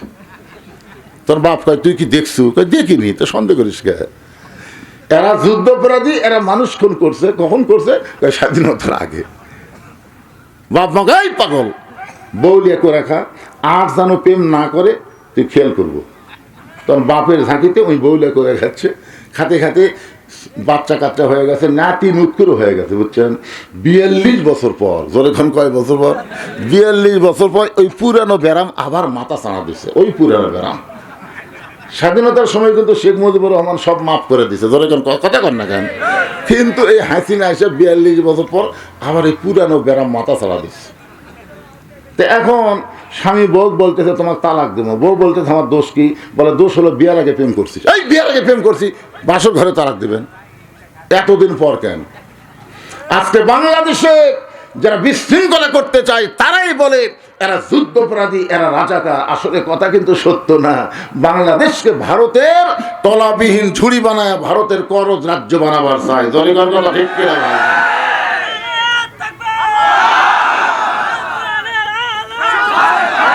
লিল্লাহে তাকবীর। একটু মনোযোগ দিয়ে শুনবেন। মাগরিবের 3 রাকাত নামাজ আর জুমার নামাজ লাগাতার 3 জুম্মা। ধরে কোন কয় জুম্মা? বারান্দায় নামাজ পড়বি, সর্বশেষে যেই লোকটা আসবে, সর্বশেষে যেই লোকটা আসবে আবার সর্ব আগে যেই লোকটা যাবে, 3 জুম্মা যদি একই আমল করে তাহলে সে মানবরূপী শয়তান। তাকে 1 সন্ধ্যা খাওয়ালেই তোর মান্নত পুরা হবে। মনে আছে না? ভুলে গেছেন? আমি কিন্তু কোনো ওয়াজ বলবো না। ফাসাল্লি রব্বিকা ওয়ানহার, 1 নম্বর নামাজ, 2 নম্বর কুরবানি, এই 2টা বিষয়ে আমার আলোচনা চলবে। এটার রজব মাস, এই মাসেই মেরাজ। যেরকম ঠিক কিনা ভাই যায়? মাগরিবের 3 রাকাত, জোহরের এশার 4 রাকাত, ফজরের 2 রাকাত, তার জোহরের 4 রাকাত, আসরের 4 রাকাত, এই 17 রাকাত নামাজ নিয়ে নবী সাহাবীদের নিয়ে যখন আলোচনা করতেছেন, এমন সময় আবু জেহেল গ্রুপ নিয়ে হাজির। কি নিয়ে হাজির? আবু জেহেল কিন্তু গ্রুপ আছে, গ্রুপ নিয়ে হাজির। এই গ্রুপের মধ্যে একজন তেলতালা, নাম হলো আবু সুফিয়ান। আবু সুফিয়ান বলতেছে, ও মুসলমানের নবী, তুমি যা বলো মুসলমান তাই বিশ্বাস করে। তুমি যা বলো মুসলমান তাই বিশ্বাস করে। এমন সময় নবীর কাছে একজন সাহাবী ছিল, নাম হলো হযরত উমর। জোরেকার নাম কি? উমর ফারুক দাঁড়িয়ে বলতেছে, এই কাফেরের বাচ্চারা, এই নবী আমাদেরকে নামাজের ওয়াজ শোনাচ্ছে, তোর কোক ডাকলো কে? আপনারা বলেন তো, হযরত আবু বকরের দরজায় আবু জেহেল সকালে না যায়, যদি উমরের দরজার যেত তাহলে আবু জেহেলের অবস্থাটা কি হতো? হ্যাঁ, এই ভাইজান একটু মনোযোগ দিয়ে শোনেন। উমর ফারুক বললেন, এই কাফেরের বাচ্চারা, নবী আমাদের 5 ওয়াক্ত নামাজের কথা বলতেছে, এখন মাগরিব শুরু করছে, এই সময় তোদেরকে এখানে আসতে বলছে কে? আল্লাহ রাসূল যদি বলতো, ওমর সকালবেলা আবু জেহেল পাগল বানা গেছে, পাগল হয়ে গেছে, এখন গ্রুপ লিয়াচ্ছে, তুমি ধরো। নবী যদি বলতো ধরো, তাহলে একটা কাফেরের বাচ্চা বাঁচবে? দেখেন নেতা কাক কয়, বুঝলেন?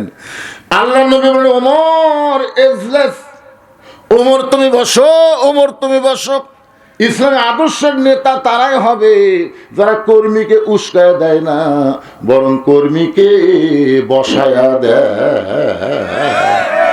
আজকে বাংলাদেশে ইসলামী আদর্শের নেতার যে কর্মী আছে, খালি ধরবার করলে একটার বেশিও বাংলাদেশে থাকবি না। ধরে একটার বেশিও থাকবি না, কিন্তু খালি কয়।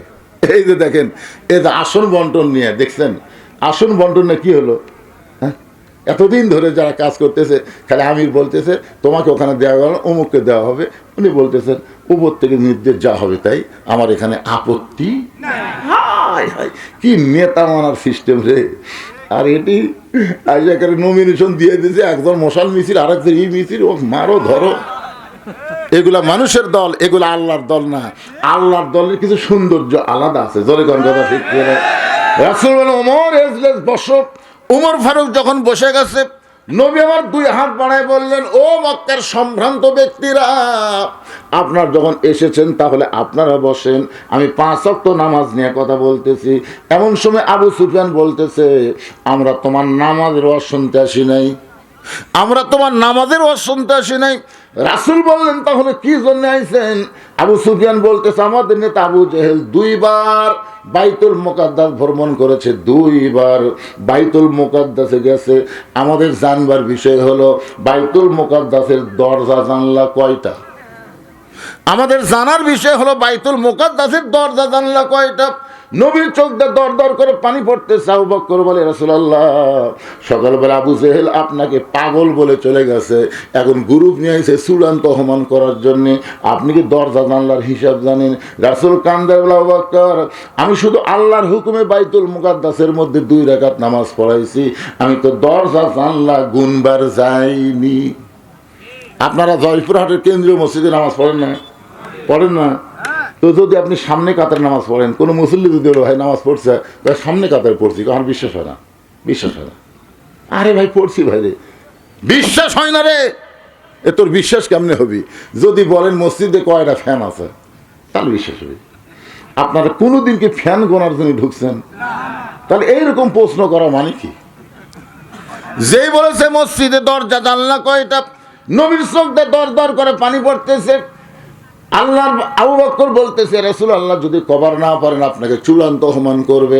এমন সময় ফেরেশতা জিবরাইল আল্লাহর কোরআন এসে বলতেছেন, তো ইজ্জু মান তাশা ওয়া তুযিল্লু মান তাশা বিয়াদিকাল খায়র ইন্নাকা আলা কুল্লি শাইইন কাদির ওয়া রাফা'না লাকা যিকরাক। ওগো নবী, এমন করে আপনি চিন্তা করবেন না, আমি গোটা বাইতুল মুকাদ্দাস আপনার সামনে হাজির করে দিব। বাইতুল মুকাদ্দাস আমার হাতের উপর ঘোরাতে থাকবো, আপনি দেখে দেখে দরজা জানলা গুনে গুনে বলবেন। ফেরেশতা জিবরাইল বাইতুল মুকাদ্দাস নবীর সামনে হাজির করলে নবী সেইটা দেখে দেখে দরজা জানলা যখন বলে দেয়, এমন সময় আবু জেহেল বলতে, চলো যাই। আবু সুফিয়ান বলেন, তার চূড়ান্ত অপমান করার জন্য এসে চলো যাই কেন বলতেছেন? আবু জেহেল বলতেছে, খামাখা গন্ডগোল করে লাভ কি, চলো যাই। আবু সুফিয়ান চিন্তায় পড়ে গেল, এই চলো যাই মানে বোঝা লাগবে, পিছনে পিছনে যাই। তার বলে, নেতা এই চলো যাই মানে কি? বলে ঘরের মধ্যে চল। দরজা জানলা বন্ধ করে আবু জেহেল চিল্লায় বলতেছে, ওই আল্লাহর শপথ করে বলতেছি, আব্দুল্লাহর এতিম পোলা হলো আল্লাহর নবী। আবু সুফিয়ান বলতেছে, আল্লাহর নবী এটা যদি শপথ করে বলেন, তাহলে ঘরের মধ্যে কেন? চলেন বাইরে যাই। বাহিরে যায় বলবো। আবু জেহেল আবু সুফিয়ানের মুখটা চেপে ধরে বলতেছে, পাগল রে, জানি ঠিকই কিন্তু মানি না। ওরে যদি বিশ্ব নবী মানি, ওরে যদি আল্লাহর নবী মানি, তাহলে আমার এই ভুয়া নেতৃত্ব চলবি। আজও আবু জেহেলের যারা দল করে, তারা কিন্তু বিশ্বাস করে বিশ্ব নবীর আদর্শের মতন কোন নেতার আদর্শ হবার পারে। সব মিছিল করে আমার নেতার চরিত্র ফুলের মতন পবিত্র। খোঁজরা দেখেন নামাজ পড়ে না এক ওয়াক্ত। আল্লাহর বান্দারা মাগরিবের 3 রাকাত নামাজের কথা আমি আপনাদের সামনে এখন বলবো ভাই। তার আগে এই মসজিদের জন্য উন্নয়ন কল্পে মাহফিল, আপনাদের কাছে একটু ব্যাগ যাবে, রুমাল যাবে, 10 টাকা 20 টাকা 50 টাকা 100 টাকা 500 টাকা 10 মিনিটের মধ্যে আপনারা দান করবেন। দান করার পরে আবার আপনাদের নিয়ে আলোচনা চলবে ইনশাআল্লাহ। আমাকে বলছে হুজুর ওয়াজের একটা মিডল পয়েন্টে, তো মিডল পয়েন্ট মানে কি? আমি যখন ওয়াজ শুরু করছি তখন থেকে এ পর্যন্ত প্রায় 1.5 ঘন্টার বেশি ওয়াজ করছি, 1 ঘন্টা 40 মিনিট। 1 ঘন্টা 40 মিনিট ওয়াজ করার পরে 10টা মিনিটের জন্য আল্লাহর ঘর মসজিদের জন্য যদি আপনাদের কাছে হাত বাড়াই আর মানে চেঙ্গা দিয়ে লাভ দেওয়া, ওঠেন, উঠবেন না, উঠবেন না। কারণ যেখান থেকে বাড়ি যাওয়ার কোনোই গ্যারান্টি নাই, আপনি কিভাবে লাভ দিয়ে উঠবেন? আপনি কিছু দিবেন, মনে করবেন এটা আমার জীবনের শেষ দান, জীবনের শেষ দান মনে করে এই যুবকের আপনাদের কাছে যাবে, এই বাবা ব্যাগলা ভিতরে ঢোকো। পেজের উপরে কেউ যদি দিবার চান যে হুজুর আমি ব্যাগের মধ্যে দিব না, আমি আপনার হাতে 5,000 10,000 এমনকি 1,500 টাকা দিব, তাহলে এখানে নিয়ে আসবেন। সবাই তার সমান না, অনেক দানবীর আছেন যারা এখানে 5,000 টাকা দিবেন, 10,000 টাকা দিবেন, 1,000 টাকা দিবেন, 500 টাকা দিবেন, তারা ব্যাগের মধ্যে না দিয়ে একটু হাতে দিবেন। আসেন আল্লাহর বান্দারা আসেন, ঘড়ি ধরে মাত্র 10টা মিনিট আদায় করার পরে আমি আবার ইনশাল্লাহ আপনাদের কাছে চলে আসব। লাগাতার 3 জুম্মা শেষ কাতারে নামাজ পড়া লাগবে, মনে আছে না ভুলে গেছেন? হ্যাঁ, মারাত্মক ওয়াজ, জুম্মার নামাজের ওয়াজ। ইজানুদ দিয়ালিসসালাতি মিয়াউমিল জুমআ ফাসাউ ইলা যিকরিল্লাহ। এত গুরুত্ব দিয়ে যেই কোরআনে আয়াত নাজিল করে আল্লাহ বললেন, আর সেই নামাজের সবার শেষে আসা আগে যায়, এদের রেজাল্ট কি আমাদের জানার দরকার আছে না নাই? এই দরকার আছে না নাই? হ্যাঁ, এই জন্যে ধৈর্য নিয়ে বসেন। এই ব্যাগের মধ্যে দিচ্ছে কেন? মাহফিল কমিটির ছেলেরা কথা এখানে আসো তো, খালি ব্যাগের টাকা তুললি হবি না, টেজর তোলা লাগবে না। এটা কিসের জন্য আদায় হচ্ছে? মাহফিলের জন্যে না মসজিদের জন্যে? তো মসজিদের জন্য এই মসজিদে যারা, যে মসজিদের মাহফিল, এই মসজিদে যারা নামাজ পড়েন কারা কারা একটু হাত তোলেন তো দেখি। এই আপনার পাতুরিয়া, পূর্ব পাতুরিয়ার কারা কারা একটু হাত তোলেন? পূর্ব পাতুরিয়ার সরকার পাড়ার কারা কারা একটু হাত তোলেন তো ভাই। এই পাড়ার লোকই নাই।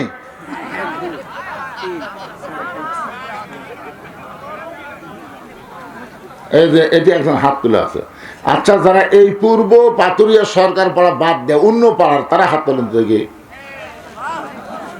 মানে সব লোকে বেড়ার। আচ্ছা, হাত নামান। এই যারা মাহফিল করলো এরা গেল কোথায়? হ্যাঁ, এই ছেলেরা কোথায় গেছো বাবা? আজকের মাহফিলের সম্মানিত সভাপতি জয়নাল আবেদিন সাহেবকে কিছু দিবেন আপনি? দেন, এখনই আদায় শেষ করে দিয়ে ওয়াজ করুন। আজকের মাহফিলের সম্মানিত সহসভাপতি মাওলানা মামুনুর রশিদ, উনি আছেন।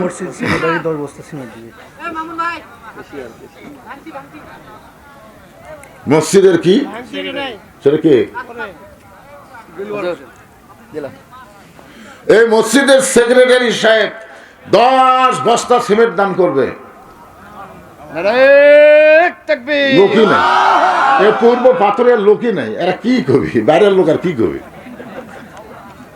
এই মসজিদের সভাপতিকে, মসজিদের সভাপতিকে, এই মসজিদ কমিটির সভাপতি কোনটা? কোনটা হুজুর? এই হুজুর, কি দিবেন আপনি কোন?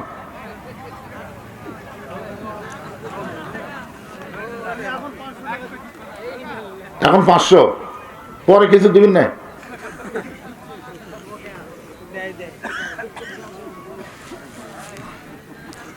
এই যুবকেরা যে এত সুন্দর করে ডেকোরেশন করছে, মাহফিল করতেছে, এই টাকাগুলো কি আগে আদায় করছে?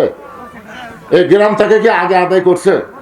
যদি করে থাকে নতুন করে বারবার শোনেন, মসজিদের মাহফিল তো বাইরের লোকেরা আসে ওয়াজ শুনবেন, এদের কাছ থেকে টাকা পয়সা নিলে মন খারাপ করে।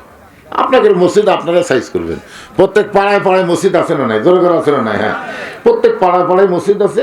যার পাড়ার মসজিদ তাই সাইজ করবেন। এখানে আপনারা বাইর থেকে বেশিরভাগই লোক আছেন, গ্রামের লোকই নাই। তো সভাপতি সাহেব 500 টাকা দিবেন। আজকের মাহফিলের সভাপতি সাহেব দান করছেন। সহসভাপতি উঠে গেল নাকি? এটা যাই বসে আসবে, সেটা কোনটা?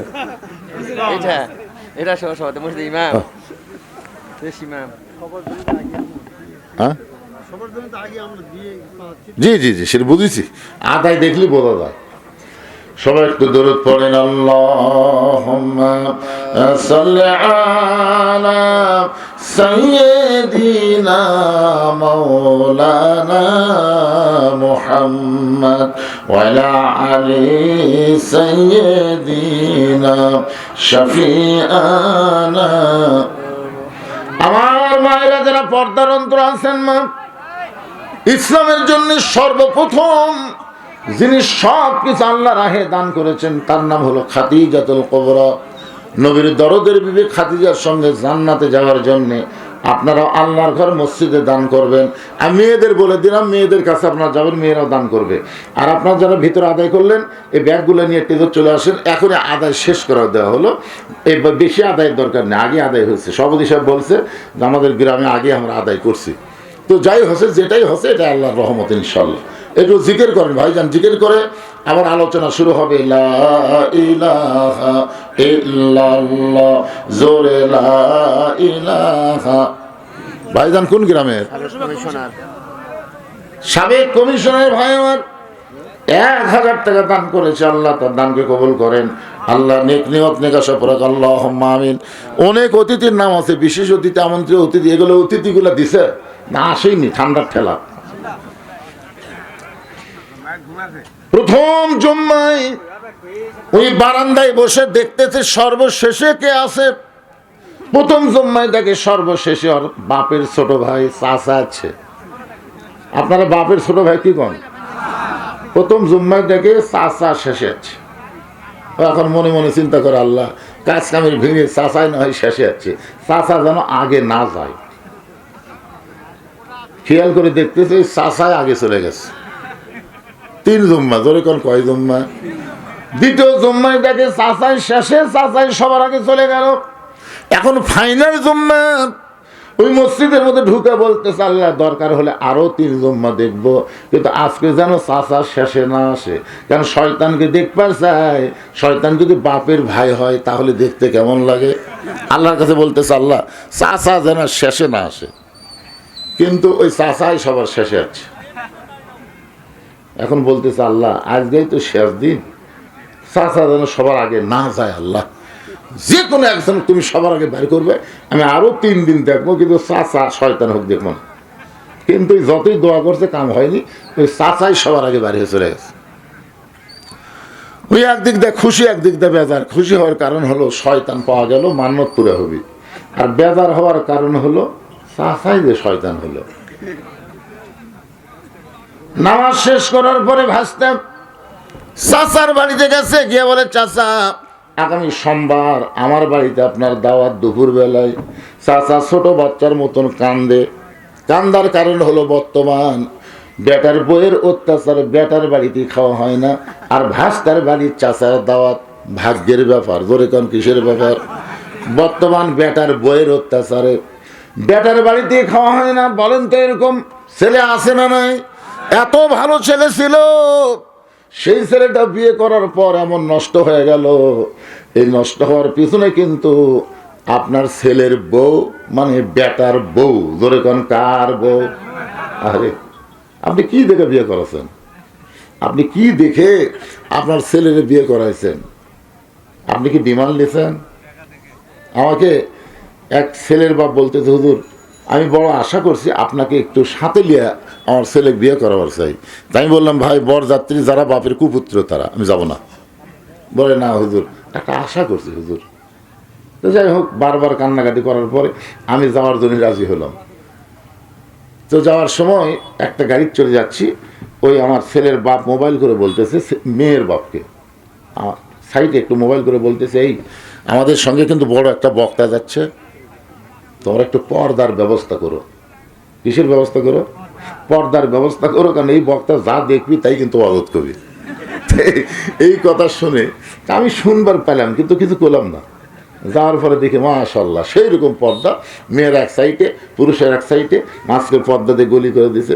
আমি এখন ছেলের বাপকে বলতেছি ভালো জায়গায় বিয়ে করা আছে, ভালো জায়গা, কি পর্দা বারে, আসলে জায়গাটা খুবই ভালো। আমার মনে হয় বংশও ভালো। সাইড থেকে একজন বলতেছে হুজুর এ পর্দা আপনার জন্য। যেই বলছে আমার জন্যে, তখন একদিক দিয়ে আমার খুবই খারাপ লাগলো। আমি কি এতই খারাপ যে আমার জন্য পর্দা? আমি কি বেপর্দা নারীদের দৌড়াতে ধরবো নাকি? তাহলে ওদের জন্য পর্দা না আমার জন্য পর্দা। আবার একসময় মনে করলাম আমি হলাম পুরুষ মানুষ, পুরুষ মানুষের জন্য পর্দা লাগবেই। ধরে কোন কথা ঠিক না? আলহামদুলিল্লাহ খুশি হলাম। যাক কিছুক্ষণ পরে আমাদের বগুড়াতে নিয়ম আছে, বিয়ে করার আগে মেয়েকে কিছু ছেলের বাপ পরীক্ষা করে।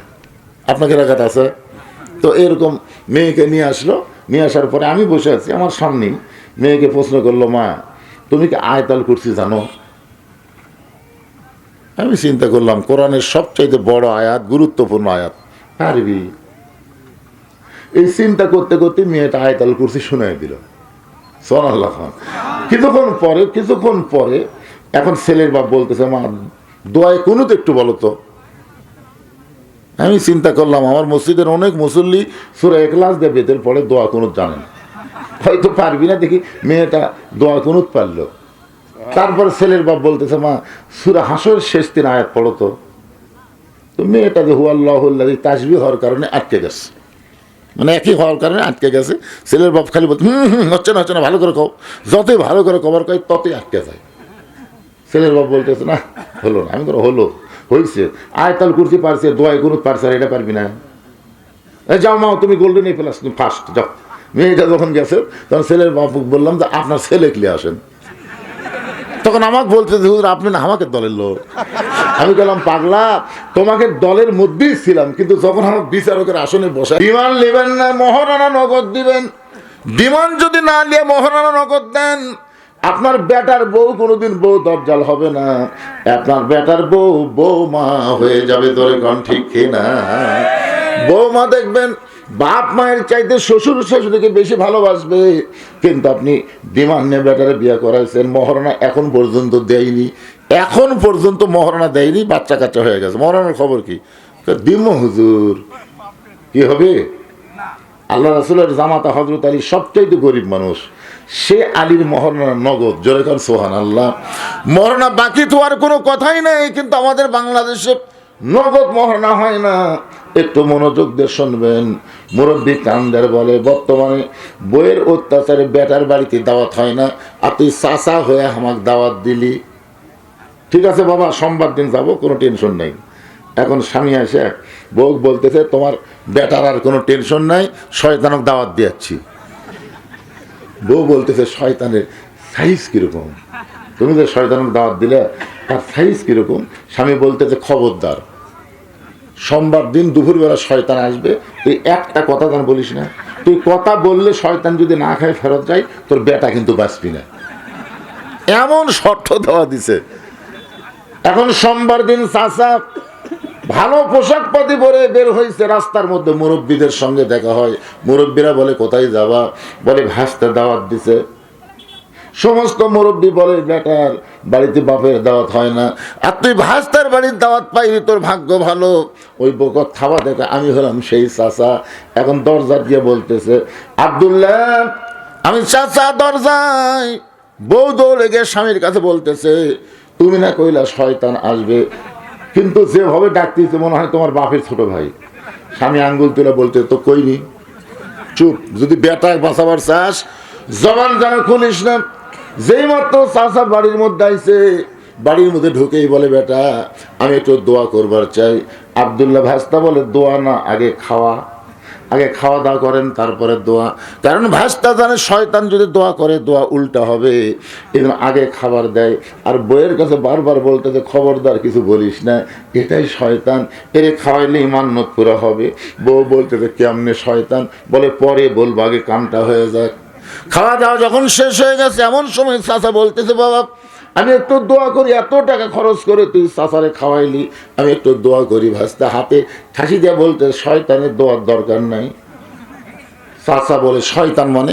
বলে শয়তান মানে আমার হুজুর কইছে, আমার হুজুর কইছে জুমার দিনে সবার শেষে আসা আগে যাবে। এই কাম যদি লাগাতার 3 জুম্মা করে, তাহলে সে শয়তান, তাকে এক সন্ধ্যা খাওয়ালি মান্যত পুরা হবে।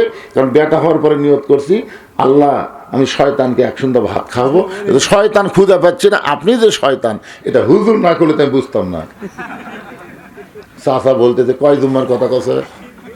বলে 3 জুম্মা। আমি যেদিন থেকে নামাজ শুরু করছি সেদিন থেকে একই কাম করতেছি, সবার শেষে যাই আগে আসি। ব্যস্ত করি, তাহলে কি হলো রে? 3 জুম্মা যদি শয়তান হয়, তাহলে 100 জুম্মাত কি হবে? 200 জুম্মাত কি হবে? যারা এখানে জুম্মা নামাজ পড়তেছেন ভাইজান, 5 ওয়াক্ত পড়েন না, আপনাদের খবর কি? হাসির কথা না। মসজিদের উন্নয়ন কল্পে মাহফিল।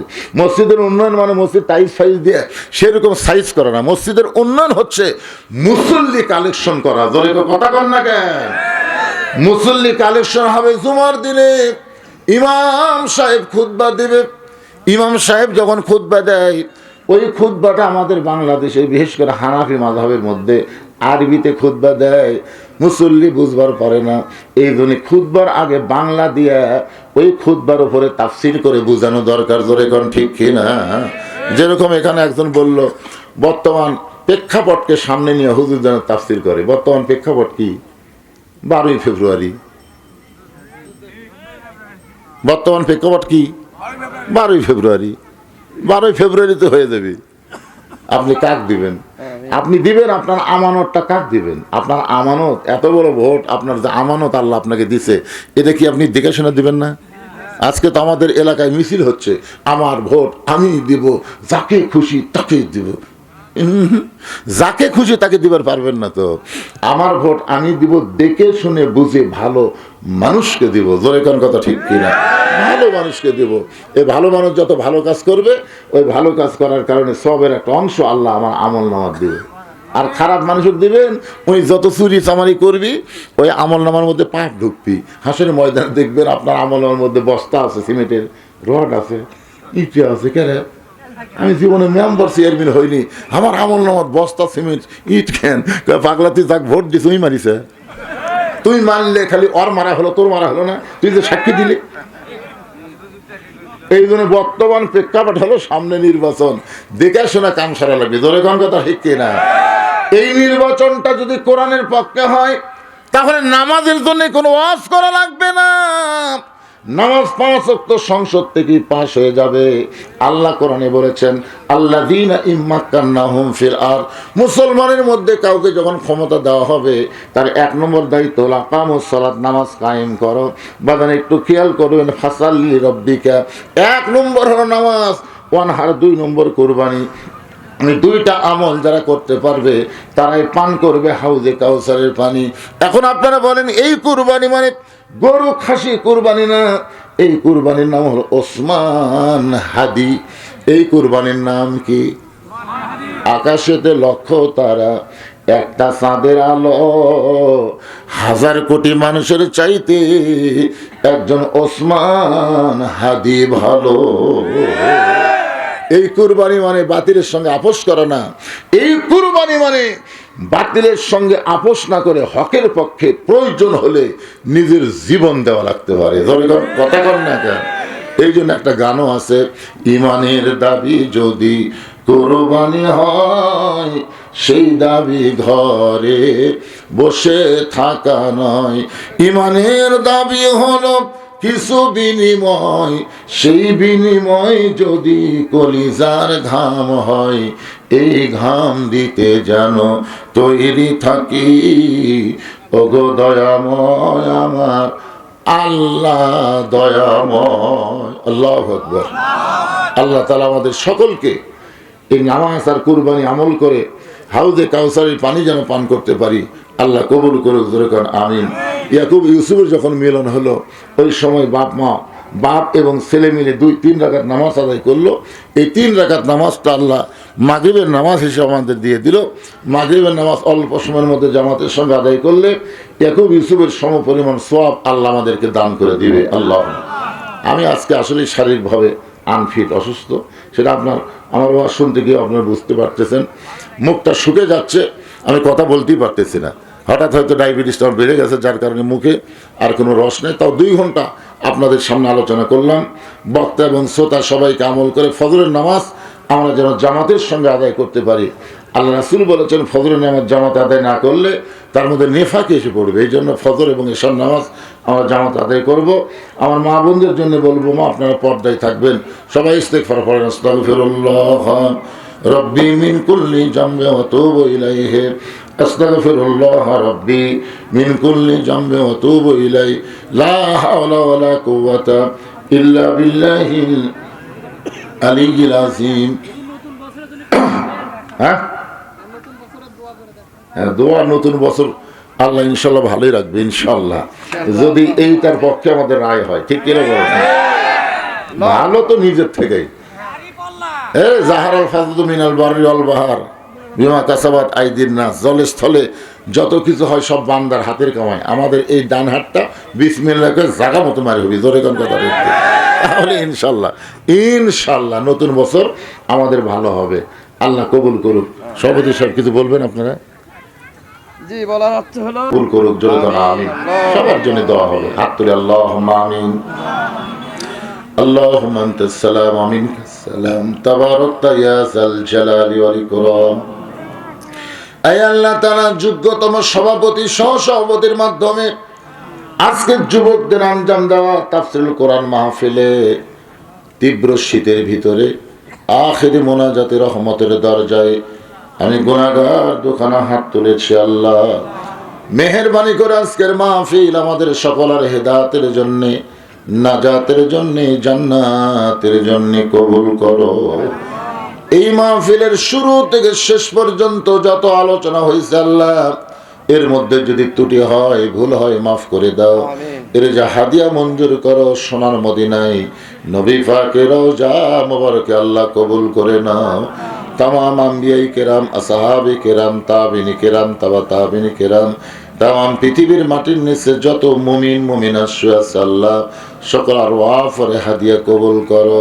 আল্লাহ আমরা যারা হাত তুলেছি, আমাদের মধ্যে যাদের দুঃখিনী মা কবরে চলে গেছে, ছোট্ট একটা শব্দ হলো মা, এই নামের কি মধু যাদের মা নাই তারাই বুঝতেছে।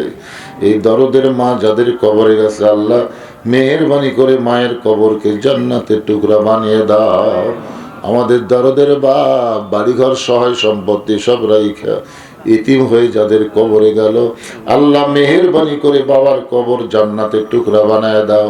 আমাদের দাদা দাদি নানান আত্মীয় স্বজন শ্বশুর শাশুড়ি যাদের কবরে গেছে, আল্লাহ কবরবাসীদের মাফ করে দাও।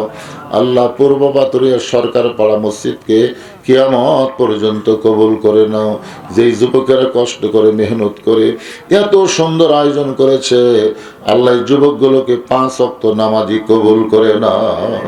আল্লাহ যেই কোরআন শুনলে কলিজা ভরে যায়, সেই কোরআন যে কত সুন্দর, বাংলার মুসলমানকে একটা বারের জন্য হলো কোরআনের শাসন দেখার তৌফিক দিয়ে দাও। আয় আল্লাহ তাআলা, আমার মা বোনেরা পর্দার অন্তরালে বসে বসে শুনেছে, আবিদা সালিহা পর্দাশী কবুল করে মা ফাতেমার চরিত্র দান করো। আল্লাহ আমি অসুস্থ, আমার মতো অসুস্থ অবস্থায় যারা হাত তুলেছে সবাইকে সুস্থতার নিয়ামত দান করে দাও। আজকের মাহফিলের সম্মানিত সভাপতিকে আল্লাহ তুমি কবুল করো, সহসভাপতি কবুল করো, মসজিদ কমিটির সভাপতি সহসভাপতি সেক্রেটারি, আল্লাহ মসজিদের ইমাম মুয়াজ্জিন খতিব মুসল্লিদের আল্লাহ তুমি কবুল করো। আল্লাহ গোটা বিশ্বের মুসলমানকে আল্লাহ তুমি হেফাজত করো। খাস করে তোমার দরবার আরজ করি, আল্লাহ দেশ নেত্রী বেগম খালেদা জিয়া আলেমন আমাদের অত্যন্ত ভালোবাসতেন। মহিলাটা অত্যন্ত ভদ্র ছিল, তার ভাষার শালীনতা ছিল, কোনোদিন কাউকে কটাক্ষ করে এমন কোনো কথা বলে নাই। সেই ভালো মানুষটা আজকে দুনিয়া থেকে চলে গেল। আল্লাহ চলাফেরায় যদি কোনো ত্রুটি ভুল হয়ে যায় মাফ করে দিয়ে তার কবরটাকে জান্নাতের টুকরা হিসাবে কবুল করে না। আল্লাহ তার স্বামী শহীদ প্রেসিডেন্ট জিয়াউর রহমান, আল্লাহ তাকে হত্যা করা হলো চিটাগাংয়ের সার্কিট হাউসে। তার ব্রিফকেস খুলে পাওয়া গেল যায় নামাজ আর কোরআন। আল্লাহ স্বামীর পাশে আজকে সমাহিত হলো। আল্লাহ দুইটা কবরকেই তুমি জান্নাতের টুকরা কবুল করে নাও। আল্লাহ সংসপ্ত পরিবারের প্রতি রহমত বরকতের দরজা খুলে দাও, ধৈর্য ধারণ করার তৌফিক দিয়ে দাও। মাবুদ, একটা বছর আমাদের মাঝ থেকে বিদায় হয়ে চলে গেছে। আল্লাহ 25 সাল কি করেছি আল্লাহ আমরা জানি না। ভালোর চাইতে হয়তো মন্দই বেশি করে ফেলেছি। মোনাজাতের মাধ্যমে তোমার কাছে তওবা করতেছি আল্লাহ। আল্লাহ যে বছরটা চলে যাচ্ছে বিদায় হয়ে যত পাপ করেছি আল্লাহ মাফ করে দাও। 26 সাল ইমানের সাথে ইজ্জতের সাথে আমলের জিন্দেগি যেন কবুল হয়, কবুল করে নাও আল্লাহ। 26 সালে বাংলাদেশে আল্লাহ তোমার কোরআনের বিজয় আমরা দেখতে চাই, এমন তৌফিক আমাদেরকে দান করে দাও। সুবহান রাব্বিকা রাব্বিল ইজ্জাতি আম্মা ইয়াসিফুন ওয়া সালামুন আলাল মুরসালিন ওয়ালহামদুলিল্লাহি রাব্বিল আলামিন। ওয়াজাল আখিরাতি কালিমাতুন ইনদাল মাউত লা ইলাহা ইল্লাল্লাহু মুহাম্মাদুর রাসূলুল্লাহ।